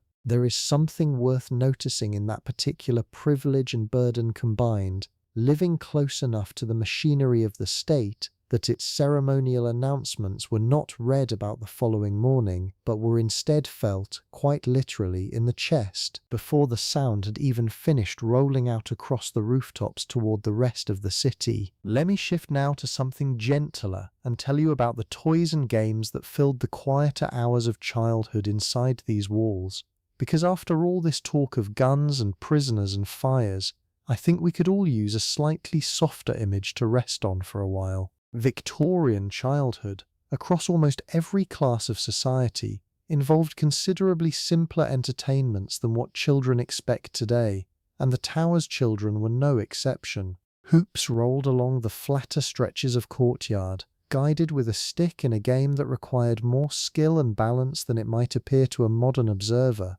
unfamiliar with the particular art of keeping a wooden hoop upright and moving across uneven ground. Marbles, played crouched low against the cold stone, were a nearly universal pastime for boys of this era and social class. Small clay or occasionally glass spheres traded and won and lost across countless afternoons, the particular clicking sound of marbles striking one another forming a kind of constant, cheerful background noise wherever a group of boys happened to be gathered. Girls, meanwhile, often played with simple dolls, sometimes homemade from scraps of fabric and stuffed with rags, since elaborate manufactured dolls remained an expense well beyond the reach of most working families, and games involving skipping rope, hopscotch patterns scratched into the stone with a piece of chalk or a fragment of soft rock, and elaborate imaginative play that, given their unusual surroundings, quite likely incorporated the tower's own dramatic history into invented stories and roles, children reenacting, with the blissful lack of self-consciousness unique to childhood, scenes involving queens and traitors and executions that would have struck any adult witness as a genuinely macabre choice of game, had anyone actually stopped to think about it that way, which I suspect nobody much did. I want to return for a moment to the Thames itself, because the river was such a constant defining presence in the daily life of everyone inside the tower, that I think it deserves more direct attention than the occasional mention I have given it so far. The tower sits directly on the river's edge, and in the 1840s the stretch of water just beyond its walls, known as the Pool of London, was one of the busiest and most crowded stretches of navigable water anywhere on the entire planet, crowded with merchant ships arriving from every corner of the expanding British trading world, their masts creating, from certain vantage points within the fortress, something that must have looked almost like a dense moving forest stretching along the waterline. Sarah's children would have grown up utterly familiar with this sight, ships unloading exotic cargo, spices and tea and silk and sugar, alongside the more mundane necessities of coal and timber that kept the enormous city running. Sailors from every part of the world the British trading network reached passed close by the tower's walls on their way into and out of the docks further downriver, bringing with them inevitably fragments of foreign languages, foreign customs and foreign goods that occasionally found their way, through informal trade or gift or simple curiosity, into the hands of tower residents who would never themselves travel more than a few miles from the fortress in their entire lives. There is something worth noticing in that particular arrangement, a community simultaneously enclosed within ancient, immovable stone walls, and yet positioned directly beside one of the great arteries of global trade and movement in the entire 19th century world, receiving constant second-hand contact with distant places their own feet would never actually touch. The smell of the river, distinct from the smell of the old moat we discussed earlier, carried its own particular character, a mixture of salt water pushed up from the estuary by the tide, tar and rope and wet timber from the endless ships, and the general fishy, muddy scent that any large tidal river carries with it, regardless of century. At low tide, a wide expanse of exposed mud flat would have been visible along certain stretches of the bank, and it was not uncommon in this period for poor Londoners known as mudlarks, often children themselves, to search that exposed mud for scraps of coal, rope, metal, or anything else of even the smallest resale value that might have fallen or been discarded from passing ships. Sarah's own children, comparatively fortunate by the standards of the poorest London families, would have observed these mudlarks working the riverbank with a kind of distant awareness of just how much worse off some families in the same city were, even as their own household counted every penny with real and constant care. Let me tell you now about a shift that was beginning to happen slowly in how educated Victorian society thought about the tower itself, because it connects directly to why the fortress eventually became the museum you might visit today, rather than remaining purely a working garrison and prison. The early decades of the 19th century saw a genuine explosion of popular interest in medieval history across Britain, fueled significantly by the enormously successful historical novels of Walter Scott, whose romantic, richly detailed depictions of knights, castles, and medieval intrigue captured the imagination of readers across every social class, capable of accessing his books, whether through purchase or through the increasingly common circulating libraries that allowed less wealthy readers to borrow popular novels for a small fee. This wave of what historians now generally call the Gothic Revival, a broad cultural fascination with medieval architecture, medieval stories, and an idealized, often historically inaccurate vision of medieval life, transformed how educated Victorians viewed a building like the Tower of London, where earlier generations might have seen it primarily as a functioning piece of military and governmental infrastructure. Victorian visitors increasingly approached it as something closer to a physical monument, to a romanticised national past, a place where the stories of Anne Boleyn and the princes in the Tower took on a kind of literary, almost novelistic significance that went well beyond their original historical weight. This shift in perception mattered enormously for how the Tower was gradually managed and preserved through the middle decades of the century, with growing pressure from antiquarians and historically minded reformers to treat certain parts of the fortress with greater care and preservation in mind, rather than allowing them to continue serving purely practical, everyday functions that might damage or obscure their historical significance. Thomas, telling his well-worn stories to visitors, was in a sense both a beneficiary and an unwitting participant in this larger cultural shift, delivering exactly the kind of romantic, dramatic historical narrative that Walter Scott's novels had trained an entire generation of readers to expect and to actively seek out, whether or not every detail of what he told them held up to the more rigorous historical standards that later generations of professional historians would eventually apply to the same material. I want to bring Sarah back into the centre of the story now, because I think we have wandered fairly widely across facts and context, and I want to return to the actual felt texture of one particular night, the kind of night that would have repeated itself, with small variations, dozens of times across the years of her life inside these walls. Let us say one of her children, the youngest, has taken a fever. It is perhaps 2 in the morning, deep within that segmented sleep pattern we discussed earlier, and Sarah has already woken naturally into her period of nighttime wakefulness when she hears the particular restless, uneven breathing that tells her, before she has even properly opened her eyes, that something is wrong. She rises without waking Thomas immediately, moving in the dark with the practiced efficiency of a woman who has done this before, and will very likely do it again, feeling her way to the child's small bed by touch and by the faint glow of the banked fire's last embers, rather than lighting a fresh candle, which would cost money she would rather not spend at 2 in the morning, if she can manage without it. The child's forehead, when she presses the back of her hand against it, is hot in that particular alarming way that every parent across every century has recognized instantly, and without needing any medical training to interpret correctly. What follows is a long, uncertain night of the kind that defined so much of Victorian parenthood,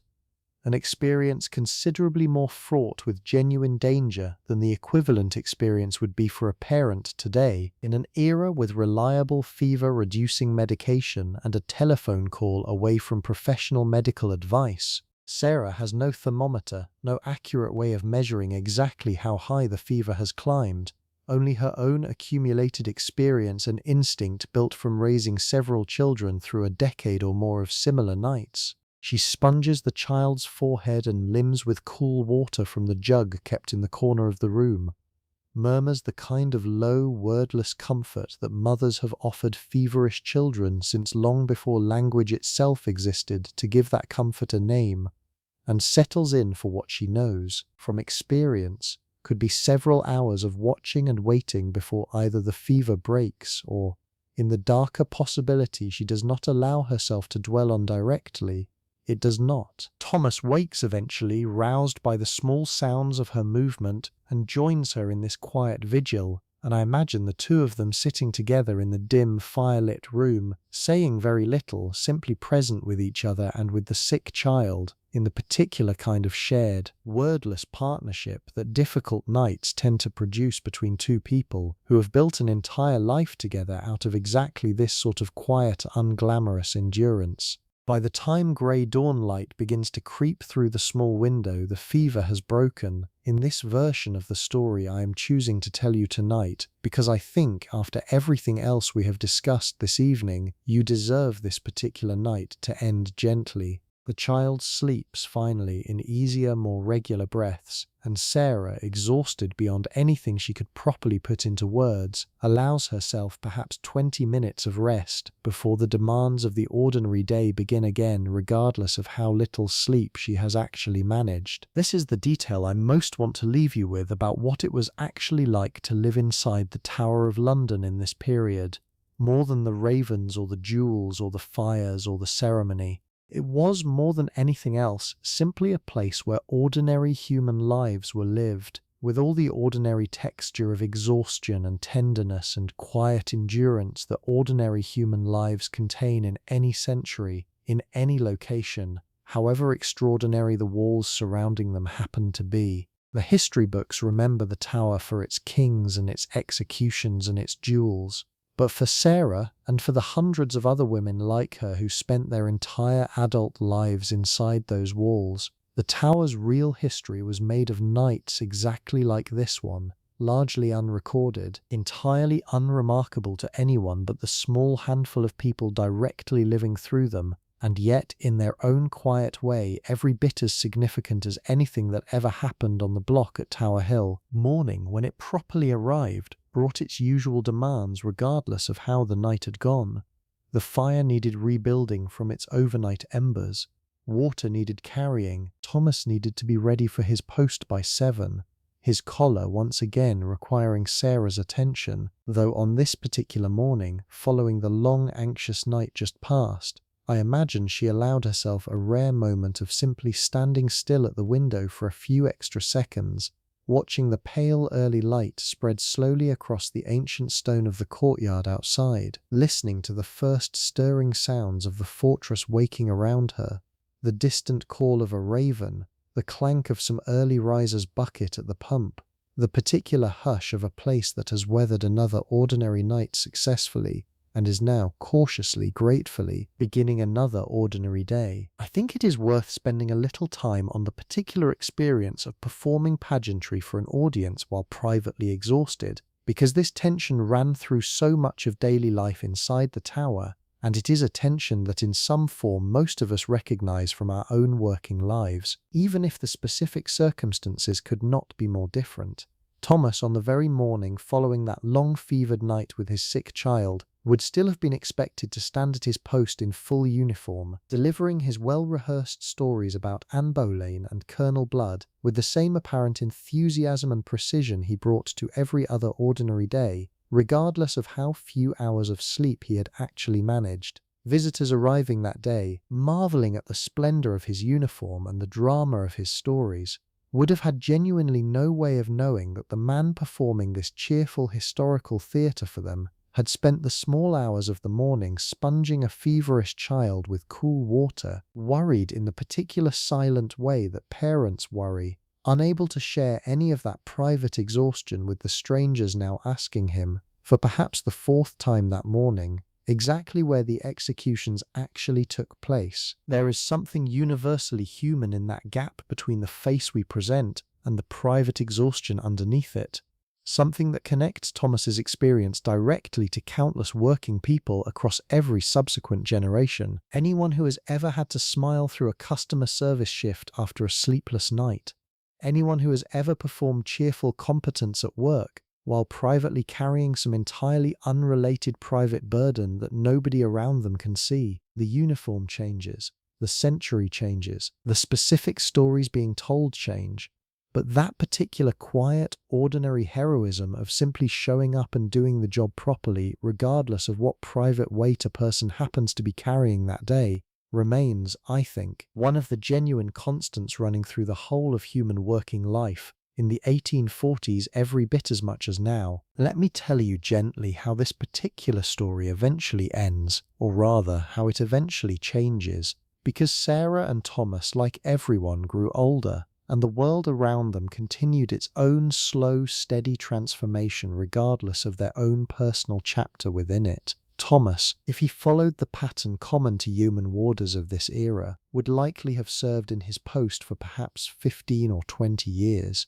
gradually becoming one of the older, more senior figures within the warder community himself, the kind of man newer arrivals would come to for advice about handling difficult visitors or navigating the particular unwritten social rules of life inside the fortress. Eventually, age and the accumulated toll of standing for so many hours across so many decades would have brought his working life to its natural close, and he and Sarah would have moved, most likely, to some more modest lodging elsewhere in London, their unusual chapter of life behind the ancient walls complete, remembered afterward primarily through the stories they told their grown children and eventually their grandchildren about ravens and jewels and a fire that very nearly reached the crown itself. Their children, scattered by this point into their own separate working lives, domestic service and military postings and various trades, would have carried fragments of this unusual childhood forward with them,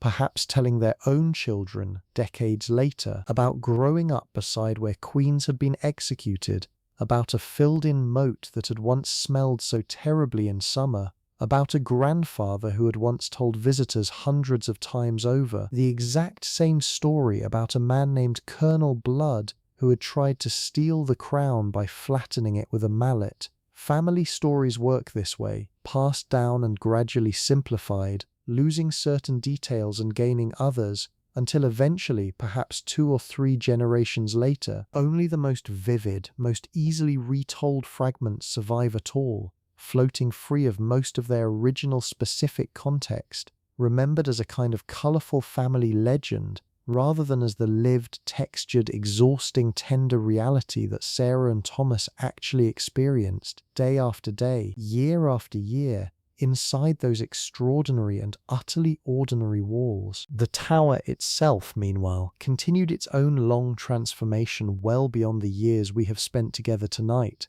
Gaslighting eventually reached every corner of the fortress more fully as the decades progressed. Electric lighting would arrive by the century's end, transforming the quality of evening light inside those ancient rooms in ways that would have seemed like genuine magic to Sarah, had she somehow lived long enough to witness it. The garrison function gradually diminished in practical military importance, even as the ceremonial functions, the Yeoman Warders, the ceremony of the keys, the ravens, became increasingly central to the tower's identity, until eventually, by the 20th century, the fortress had essentially completed its long transformation from working military installation into the carefully preserved historical monument and museum that millions of visitors now walk through every single year, largely unaware, as they photograph the ravens and admire the jewels, of just how many ordinary families once lived their entire domestic lives inside those same walls,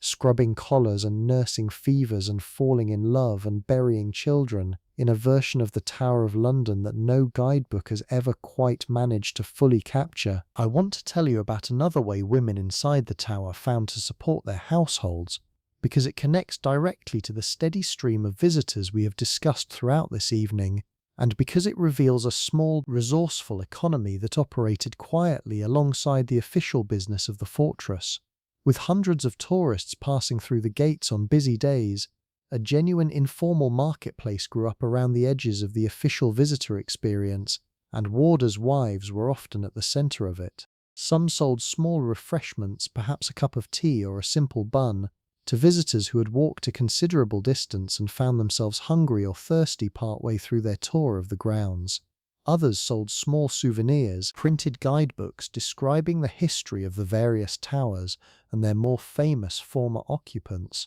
or small trinkets and mementos that a visitor might carry home as a physical reminder of having stood on the same ground where Anne Boleyn once walked to her execution. This informal economy was never officially sanctioned in any organised way, and it existed in a kind of grey area, tolerated by the authorities because it caused no particular harm, and because everyone understood, without needing to say so directly, that a warder's official salary alone was rarely sufficient to properly support a family of the size most warders had.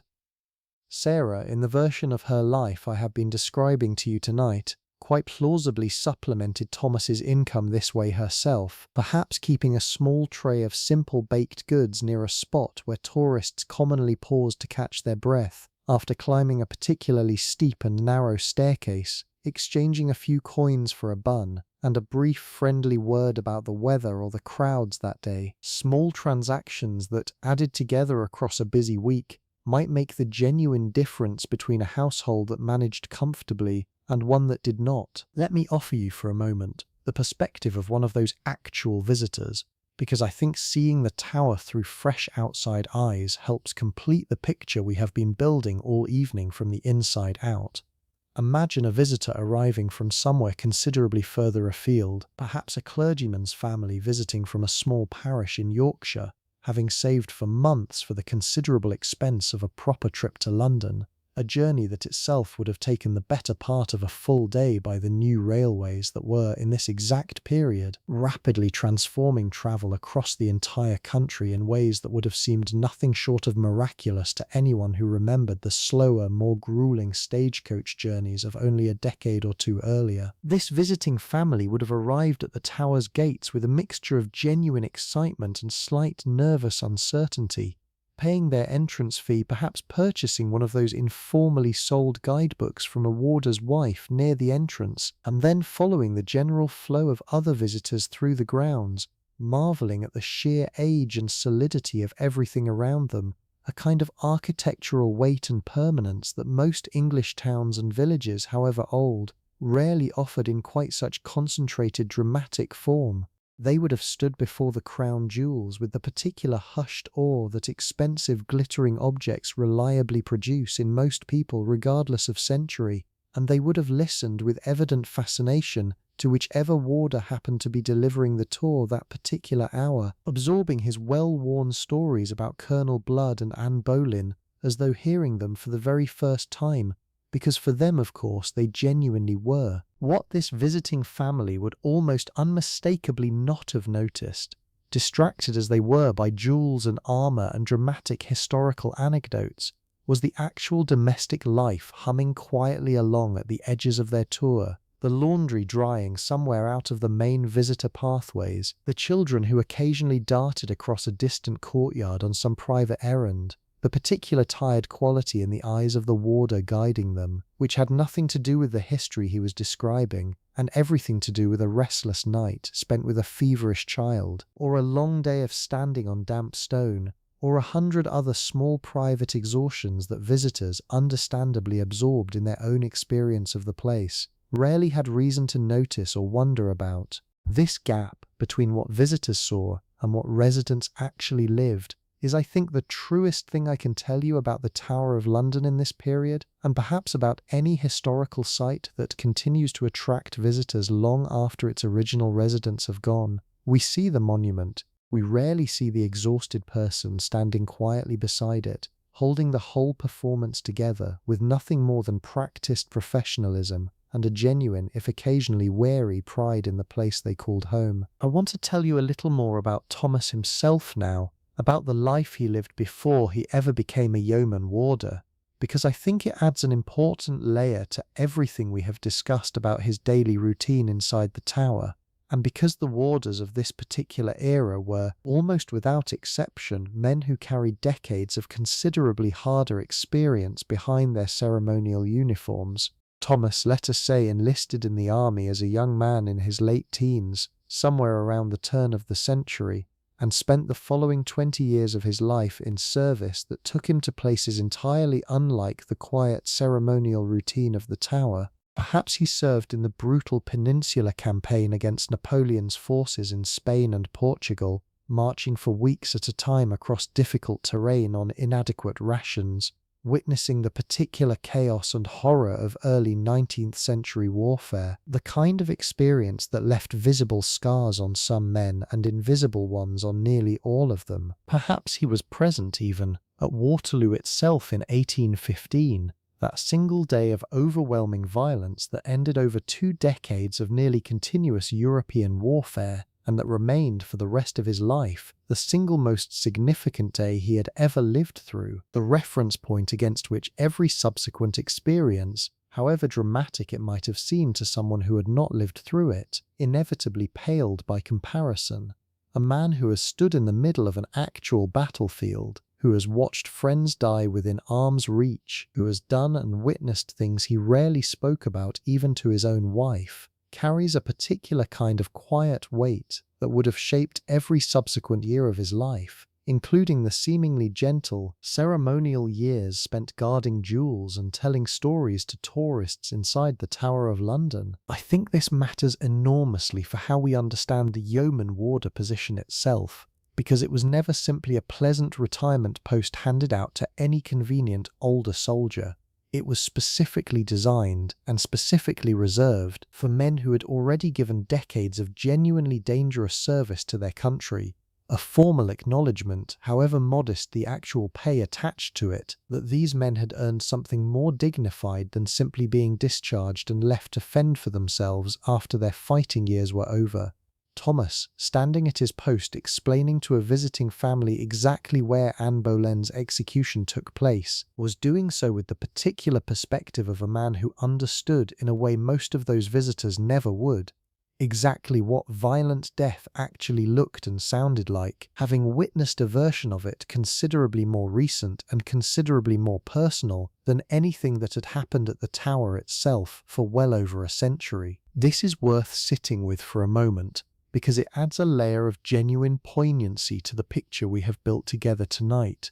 The old soldiers guarding the Tower of London in the 1840s were not simply performers of history, they were, in their own persons, a living connection to an entirely different and considerably more brutal chapter of very recent history, the wars against Napoleon that had shaped the entire course of European politics for a generation, and that remained for men like Thomas not a distant historical abstraction but an intensely personal, still vivid memory that surfaced unbidden at unexpected moments, perhaps triggered by the particular sound of a gun salute rolling across the fortress, or by nothing at all, simply arriving in the quiet middle of an ordinary night the way old memories of violence tend to do, regardless of how many peaceful decades separate the rememberer from the original event. Sarah, married to a man carrying this particular kind of history, would have developed her own quiet expertise in recognizing the signs of a difficult memory surfacing,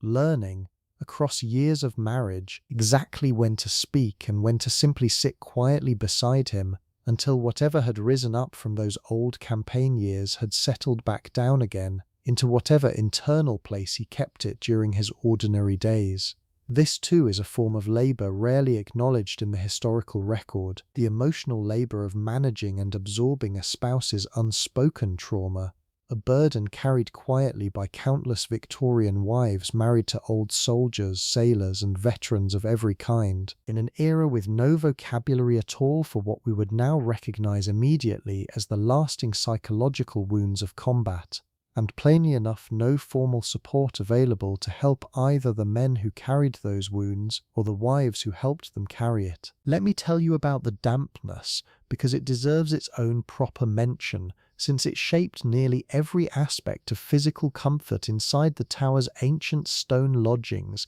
in ways that modern centrally heated homes make difficult to fully appreciate. Stone, for all its strength and permanence, is a poor material for keeping moisture out, particularly in a building situated so close to a tidal river, surrounded for so many of its centuries by a moat, and subject to the relentless grey drizzle that defines so much of the English climate across autumn and winter. Sarah's walls, in the coldest, wettest months, would have shown visible dampness in places, a faint sheen of moisture on stone that never quite dried out completely between one rain and the next, and in the worst affected corners a persistent, unpleasant smell of mould and mildew that no amount of scrubbing or airing out ever fully eliminated. This dampness had genuine health consequences that Victorian medicine understood only imperfectly, associating damp, poorly ventilated housing with a general vague notion of unhealthiness, without fully grasping the specific mechanisms by which mold and persistent moisture contributed to respiratory illness,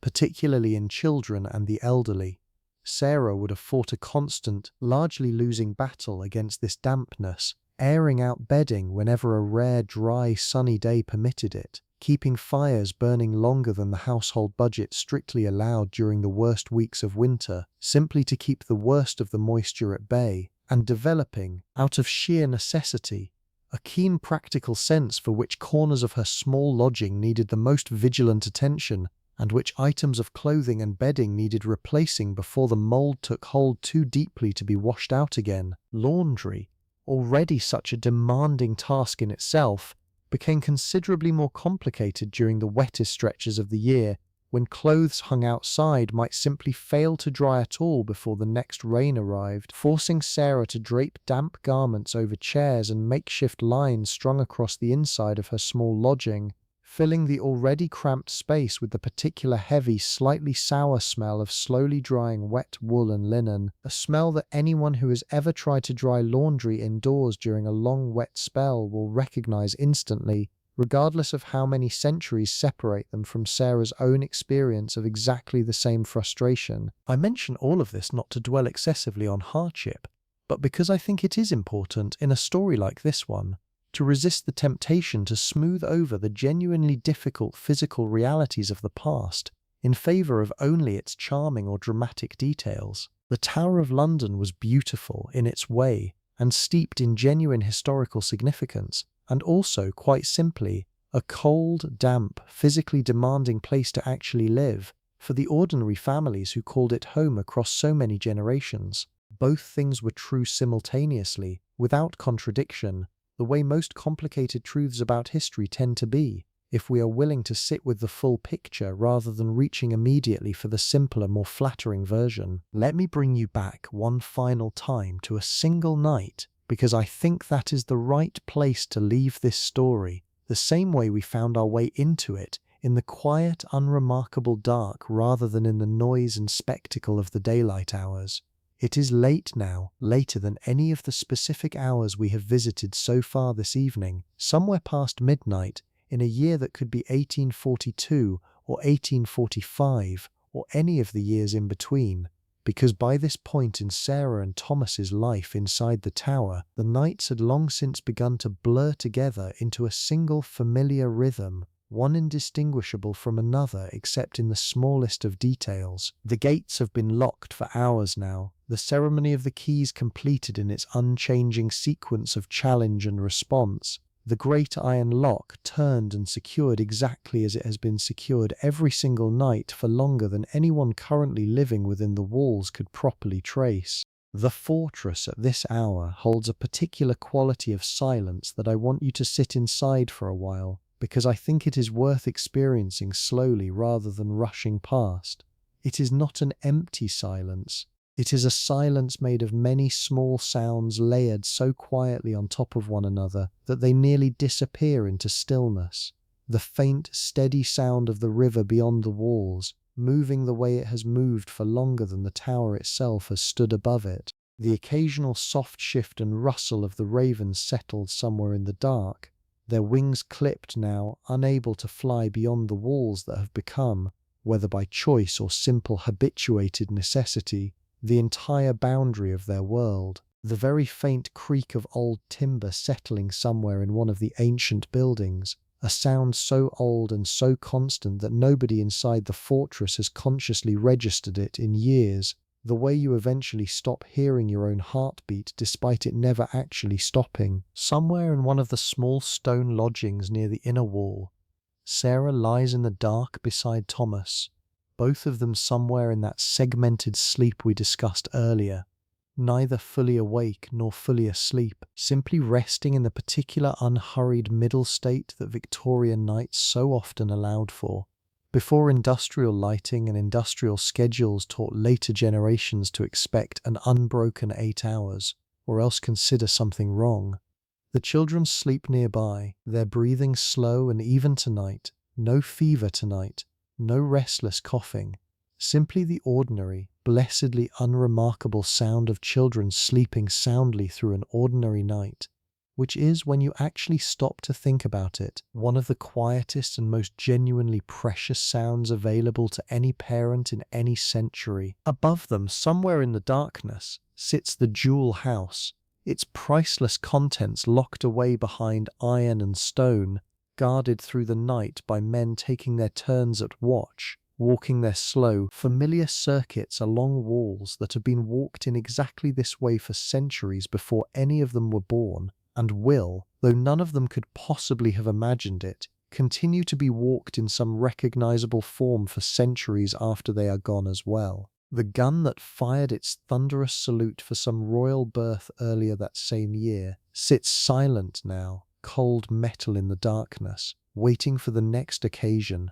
months or perhaps years away, when it will once again be called upon to announce some significant moment in the life of a queen most of the fortress's residents will never personally meet. And beneath all of it, beneath the jewels and the guns and the ceremonial keys and the ancient walls themselves, is simply this: a family sleeping, a fire slowly dying down to embers in the small hours, the way fires do when nobody is awake to feed them further, a collar, freshly scrubbed and hung to dry, waiting quietly for morning, for another day of standing at a post, another round of the same well-worn stories about queens and traitors, and a man who once tried to steal a crown by flattening it with a mallet. Nothing about this particular night distinguishes it from 100 others that came before it, or 100 more that will follow.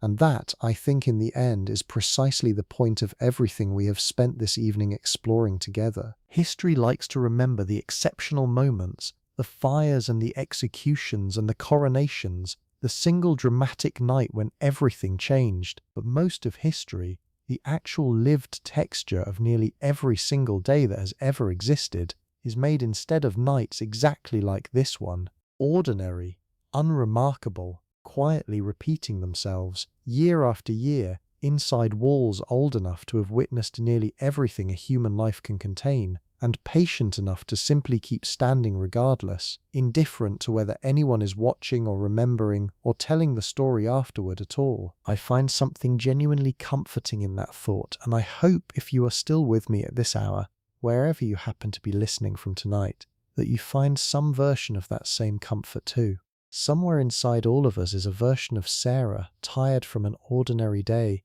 doing the small, unglamorous work of caring for the people we love, largely unrecorded, mostly unremarkable, and entirely quietly sufficient. The walls we live inside may be considerably less ancient than the Tower of London. The history surrounding us may be considerably less dramatic than queens and executions and stolen crowns. But the fundamental shape of an ordinary night, the fire slowly dying to embers, the people we love breathing steadily nearby in the dark, the small unfinished tasks waiting quietly for morning, remains, I think, essentially unchanged across every century that has ever existed, and every one that will come after. Let the fire in your own room, wherever you are, burn down slowly now, the way Sarah's did on that particular night, all those years ago.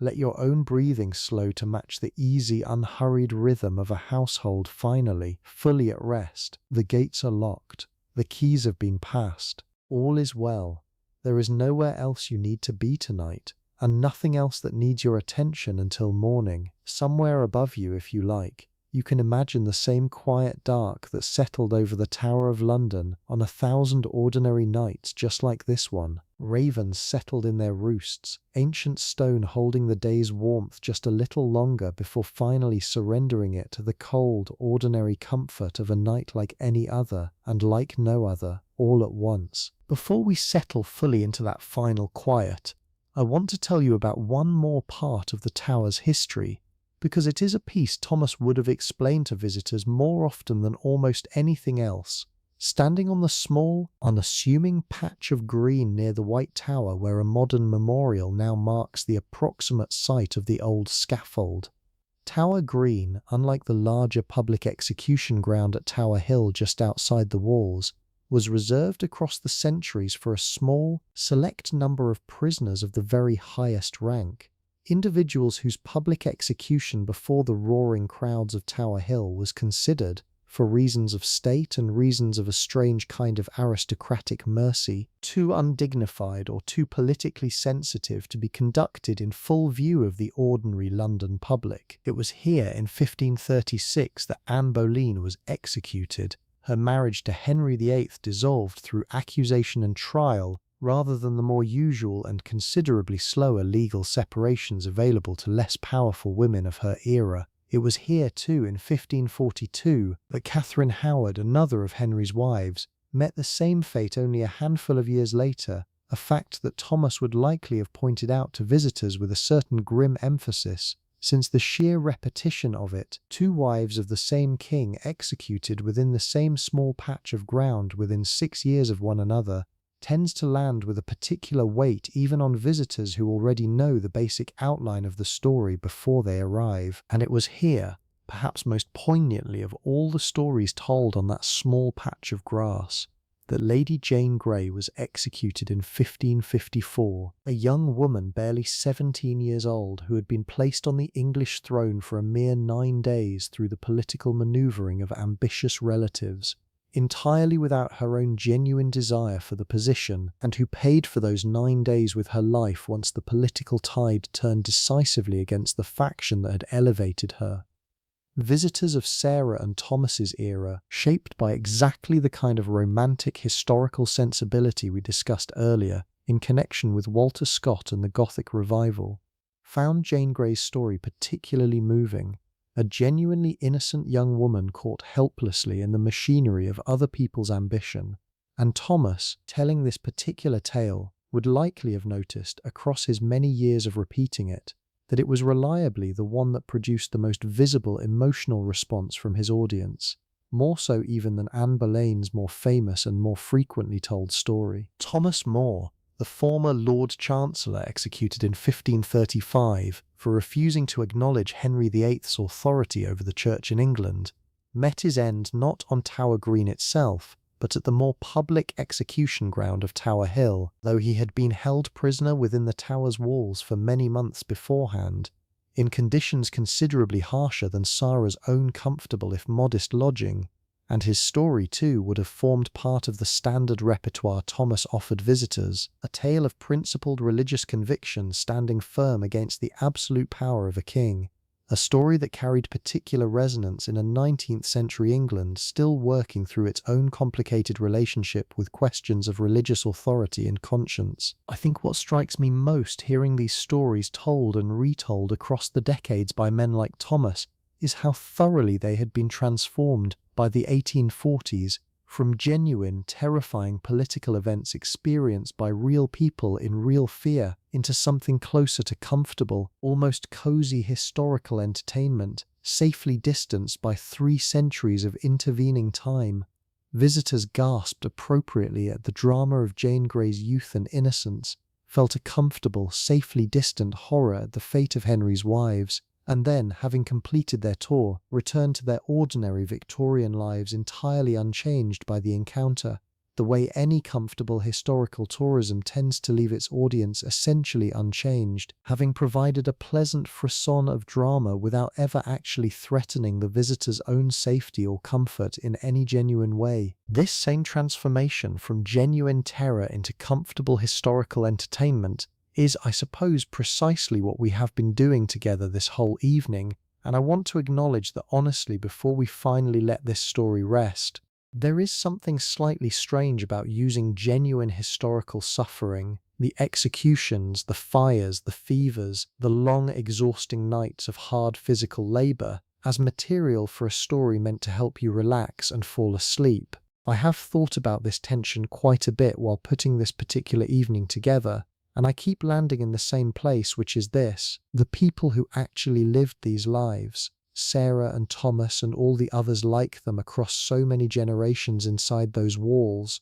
wanted, more than almost anything else, simply to be remembered as having existed, as having mattered, as having lived lives that were difficult and tender and worth telling about, however small and unremarkable those lives might have looked from the outside, telling their story carefully, honestly, without either exaggerating the drama or erasing the genuine hardship, feels to me like the closest thing available to actually honoring that wish, even at this considerable distance of time, even in the specific, peculiar context of a story meant to ease you gently towards sleep. Let me tell you about the Beauchamp Tower, one more physical space within the fortress that deserves particular attention because it held, carved directly into its stone walls, some of the most moving physical evidence of imprisonment to survive anywhere in England. Used for centuries to hold prisoners of relatively high status, the Beauchamp Tower's walls are covered,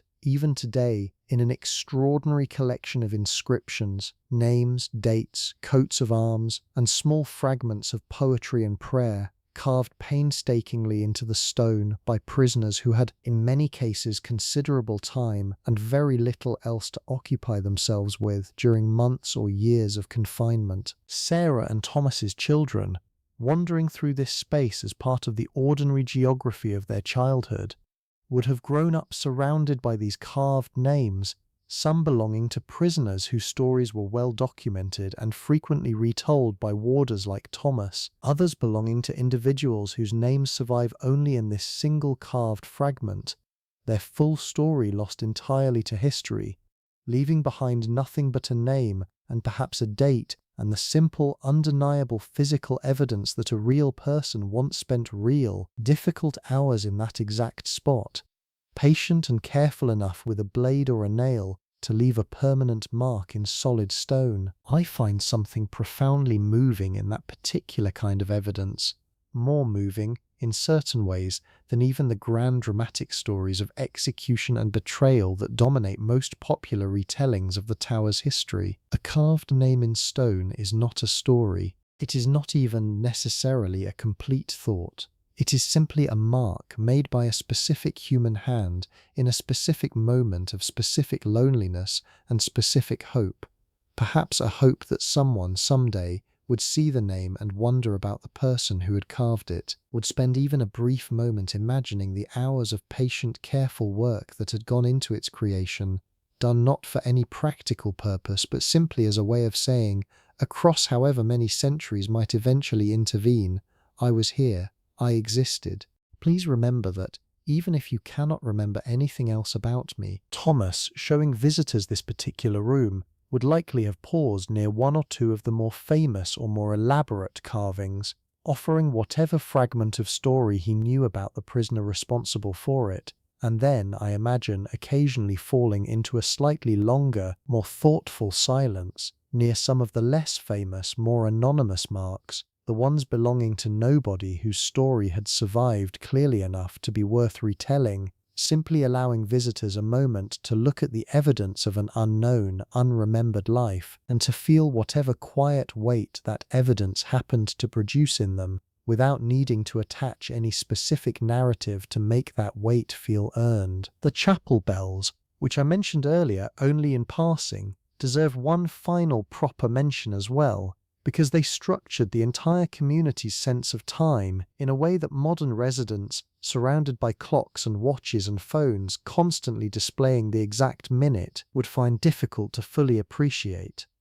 The bells of St. Peter ad Vincula marked the hours of formal worship, beyond question the regular Sunday services that brought the whole community together across its various social divisions, but they also marked, more subtly, the general rhythm of the fortress's day, a particular pattern of ringing that residents learned to interpret almost unconsciously, understanding from the specific sequence and timing of the bells roughly how much of the working day remained, roughly how soon the light would fail and evening tasks would need to begin, roughly how close they were to the hour when the gates would finally be locked, and the ceremony of the keys would once again mark the formal transition from the fortress's public day into its quiet private night. Sarah, across her years inside the walls, would have absorbed this bell-based rhythm so thoroughly into her own body that she likely could have told you with reasonable accuracy roughly what hour it was, simply from the quality of light through her small window combined with however many bells had rung since she last consciously noted the time, a kind of embodied timekeeping that required no clock or watch at all, built instead from years of careful, unconscious attention to the particular sounds and light patterns of one single deeply familiar place. This is, I think, one of the quiet gifts of living for a very long time in exactly one place, a gift considerably rarer now, in an era when so many of us move frequently between different homes and different cities across the course of our lives. Sarah knew the Tower of London in a way that very few people know any single place today, not through study or tourism but through decades of simple, accumulated, embodied familiarity. the kind of knowing that lives in the body more than in the conscious, articulate mind, the kind of knowing that allowed her to move confidently through pitch darkness along a passage she had walked 10,000 times before, her feet finding their way without any need for her eyes to confirm it. There is one more thread I want to gather up before we return, finally, to the quiet of that late night we left off inside a little while ago, and it concerns the particular way that time itself seemed to move differently inside the tower compared to the rest of the rapidly changing city surrounding it. London, across the 1830s and 40s, was transforming itself at a pace that must have felt almost dizzying to anyone old enough to remember the city only a decade or two earlier. Railways were being built where there had been fields. Gaslighting was spreading rapidly through streets that had known only oil lamps and darkness a generation before. New bridges, new sewers, eventually new systems of policing and public administration were reshaping the practical experience of city life at a speed that had no real precedent in earlier centuries. And yet inside the tower's walls, certain rhythms remained almost entirely untouched by all of this surrounding transformation. The ceremony of the keys continued exactly as it always had. The Yeoman Warders wore the same style of uniform their predecessors had worn under the Tudors. The chapel bells rang the same sequences they had rung for centuries. Sarah and Thomas lived, in certain very real respects, inside a kind of protected pocket of continuity, surrounded on all sides by a city reinventing itself at extraordinary speed, and I think this must have produced its own particular complicated feeling, a sense of being simultaneously part of the modern 1840s world, reading Dickens's latest serialized installment, watching the construction of the new brick barracks, hearing about railways and reform movements and royal births, while also inhabiting a daily rhythm that had been essentially unchanged for 3 centuries or more. I imagine this dual existence produced, for people like Sarah and Thomas, a particular kind of psychological steadiness that many of their contemporaries elsewhere in the rapidly transforming city might genuinely have envied, whether or not they would ever have thought to articulate it that way. While so much of London was disorienting even its own long-time residents with the speed of its transformation, the tower offered something increasingly rare in this exact historical moment, a genuine tangible continuity with the past, a place where a person could stand in exactly the same physical spot, performing exactly the same ceremonial actions that people had stood and performed for centuries before them, and would, though none of them could have fully imagined it, continue to stand and perform for considerably more than a century afterward as well, stretching forward into a future none of them would ever personally witness. This is, I think, part of why the Tower of London continues to hold such a powerful grip on the popular imagination even now, so many generations after Sarah and Thomas lived out their ordinary days inside its walls. It offers something increasingly scarce in our own considerably more accelerated and disorienting era, a direct physical, sensory connection to genuine continuity, a place where the past does not feel like an abstract concept described in a book, but like something you can actually stand inside, touch with your own hands, hear echoing in the particular acoustic of a stone chapel that has held that same acoustic quality for nearly 1,000 years. Sarah and Thomas lived inside that continuity every single day, so thoroughly familiar with it that they likely rarely stopped to consciously appreciate it, the way we rarely stop to consciously appreciate whatever particular gift happens to define our own ordinary, familiar daily existence, whatever century we happen to be living through. Before we let the story rest entirely, I want to offer you one last contrast, because I think it sharpens everything we have discussed tonight into its clearest possible focus, and that is a brief look at how differently the officers' families lived, just a short walk away from Sarah and Thomas's own modest lodging, within the very same walls. The resident governor's house, that solid timber-framed Tudor building near the green that I mentioned earlier, and the somewhat smaller but still considerably more comfortable houses occupied by the garrison's commissioned officers,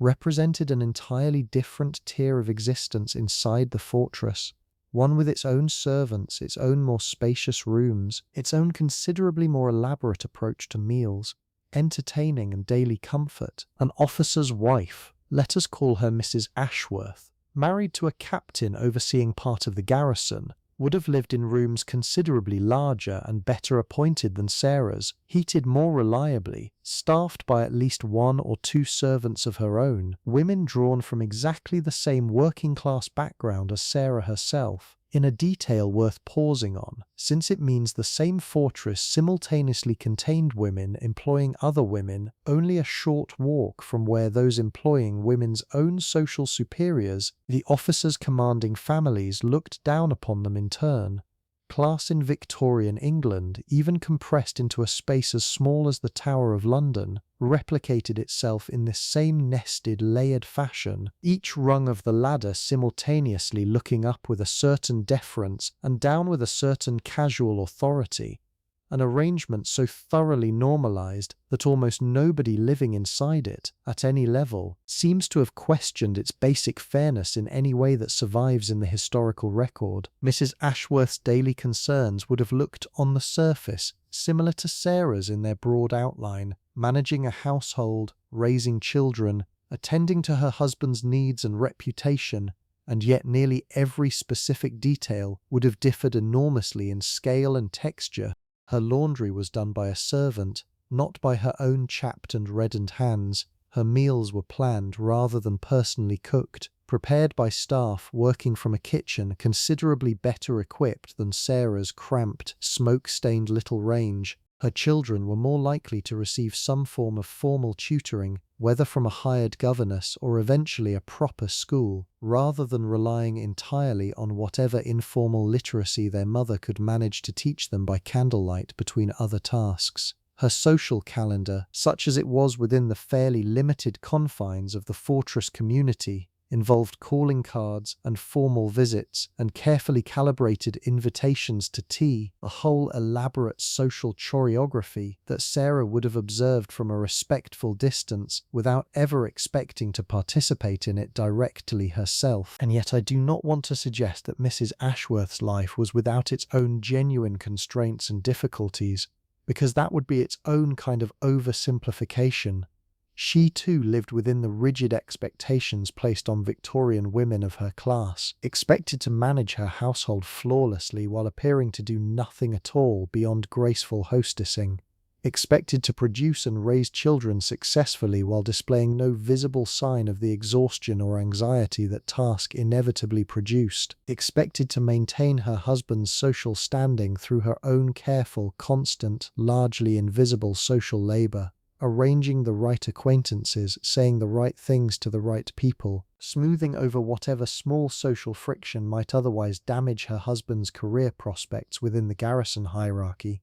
Her constraints were different from Sarah's, built from finer material and considerably more comfortable in their daily texture, but they were constraints nonetheless, and the specific freedom to simply exist without constant careful performance was available to almost none of the women living inside those walls, regardless of which tier of the fortress's social hierarchy they happened to occupy. What strikes me most laying these two lives side by side, Sarah's and Mrs. Ashworth's, is how thoroughly the same 18 acres of ancient walled ground managed to contain such genuinely different daily realities, separated by only a short walk of a few hundred feet, and yet divided by an almost entirely different quality of life, different textures of exhaustion, different specific worries, different available comforts and available griefs. This, I think, might be the truest and most honest thing that can be said about the Tower of London during this entire period. More honest, in its way, than any single story about kings or executions or stolen crowns.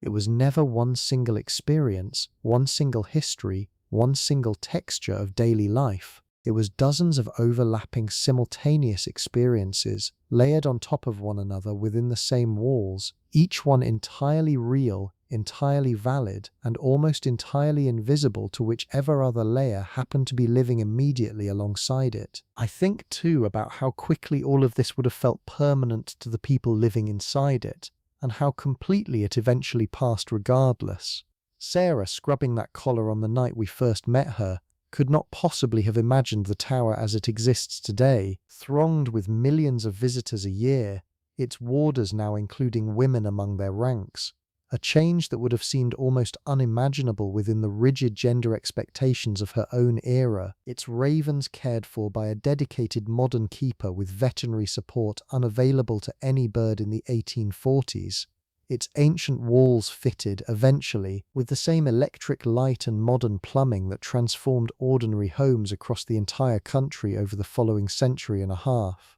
The specific, textured, physically demanding world Sarah inhabited, the tallow candles and the segmented sleep and the constant hauling of water, has vanished almost entirely, survived now only in scattered fragments of documentary record, and in exactly the kind of careful, patient reconstruction we have attempted together this evening. And yet, something of it persists regardless, in ways I find quietly remarkable every time I think about it properly. The ceremony of the keys is still performed every single night in essentially the same sequence of words that Thomas would have heard echo across the fortress on that clear spring night in 1846. The ravens, whatever the exact historical truth of their older legend, are still kept, still named, still walked and fed by a dedicated keeper who takes the responsibility with genuine seriousness. The Yeoman Warders still wear a version of that same Tudor-inspired uniform, still tell some version of the same stories about Anne Boleyn and Colonel Blood to millions of visitors a year, rather than the hundreds Thomas might have addressed in a single week. The particular continuity Sarah and Thomas lived inside so unconsciously, so thoroughly woven into the ordinary texture of their days, that they likely never once stopped to marvel at it, has itself become, paradoxically, one of the primary reasons people continue to visit the Tower of London at all, drawn by exactly the same steady, patient, centuries-deep sense of unbroken tradition that once simply constituted the unremarkable backdrop of an ordinary working family's entire life. There is a particular kind of comfort, I think, in knowing that a place can hold so much change and so much sameness at once, that a fortress can lose its moat, its lions, its function as a prison and a mint and a record office, and still somehow remain at its quiet centre, essentially itself, still marked by the same nightly ritual of locking and unlocking, still watched over by the same dark birds, still walked by men and women in something resembling the same old uniform, carrying forward, without perhaps even fully understanding why, a thread of continuity that Sarah and Thomas contributed to simply by living their ordinary lives inside it, day after day, without any particular sense that they were part of something that would eventually be looked back on with such quiet fondness by someone very far away, on a night very much like this one. Let us return now one last time to that quiet dark we left a little while ago, the fortress locked for the night, the gun cold and silent, the ravens settled somewhere unseen in the deeper shadows near the old walls. Let the rest of this evening simply rest there, inside that stillness,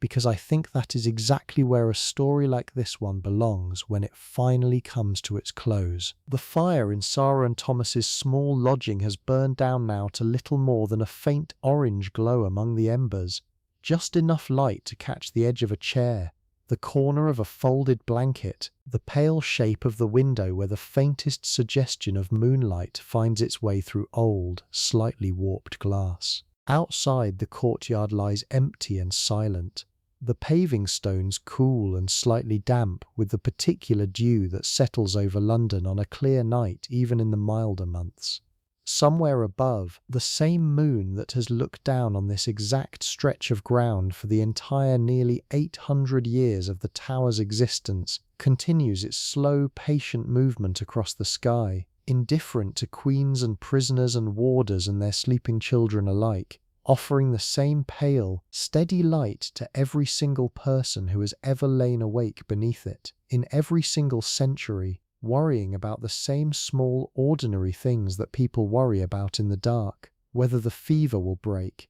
whether the coal will last the week, whether tomorrow will be, in whatever small way, a little easier than today. I want you to imagine, if you can, the particular quality of that moonlight falling across the ancient stone of the White Tower, silvering the edges of walls that have absorbed so many centuries of both grand historical drama and quiet, unremarkable domestic life in equal measure. Imagine it falling, too, across the grassed-over ground where the moat once lay, where children once played on ground that had, within living memory at the time, been 8 feet of stagnant, foul-smelling water, transformed now into something gentler, something a child could run across without a single thought for what had once been there. Imagine it catching faintly the edge of a raven's dark feathers where it sits motionless in its roost, entirely unaware of its own legendary status, entirely unaware that centuries from this exact moment, people who have never set foot inside these walls will still be repeating stories about what its presence here is supposed to mean for the fate of an entire kingdom. Somewhere nearby,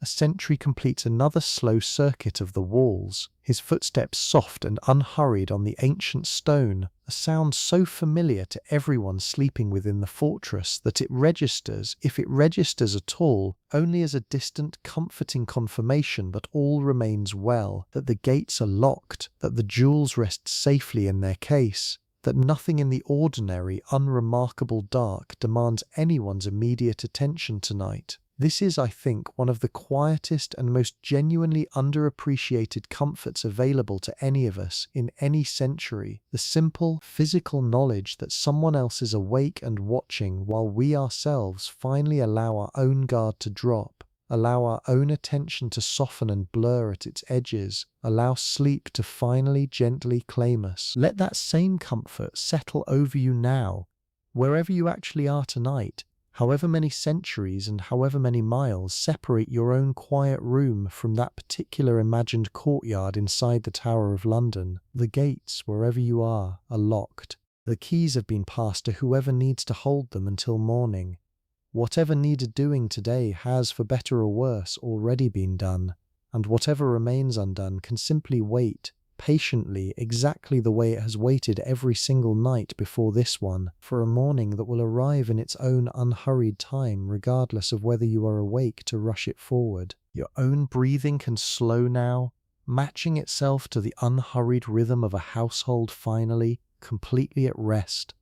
Your shoulders can soften further into whatever surface is currently holding you, and your thoughts, if they are still moving at all, can slow down the way Sarah's own thoughts must have slowed on 10,000 ordinary nights just like this one, drifting gradually away from the sharp, specific concerns of the day and towards something softer, vaguer, less demanding of your attention, the way a candle flame settles once the draft in a room finally stills. Somewhere in the deep settled dark of an old fortress beside an old river, a family sleeps soundly through another ordinary night, unaware that centuries later, someone very far away would spend an entire evening imagining the small, tender, unremarkable details of their lives, simply because those details, however small, deserved in the end to be remembered and gently told.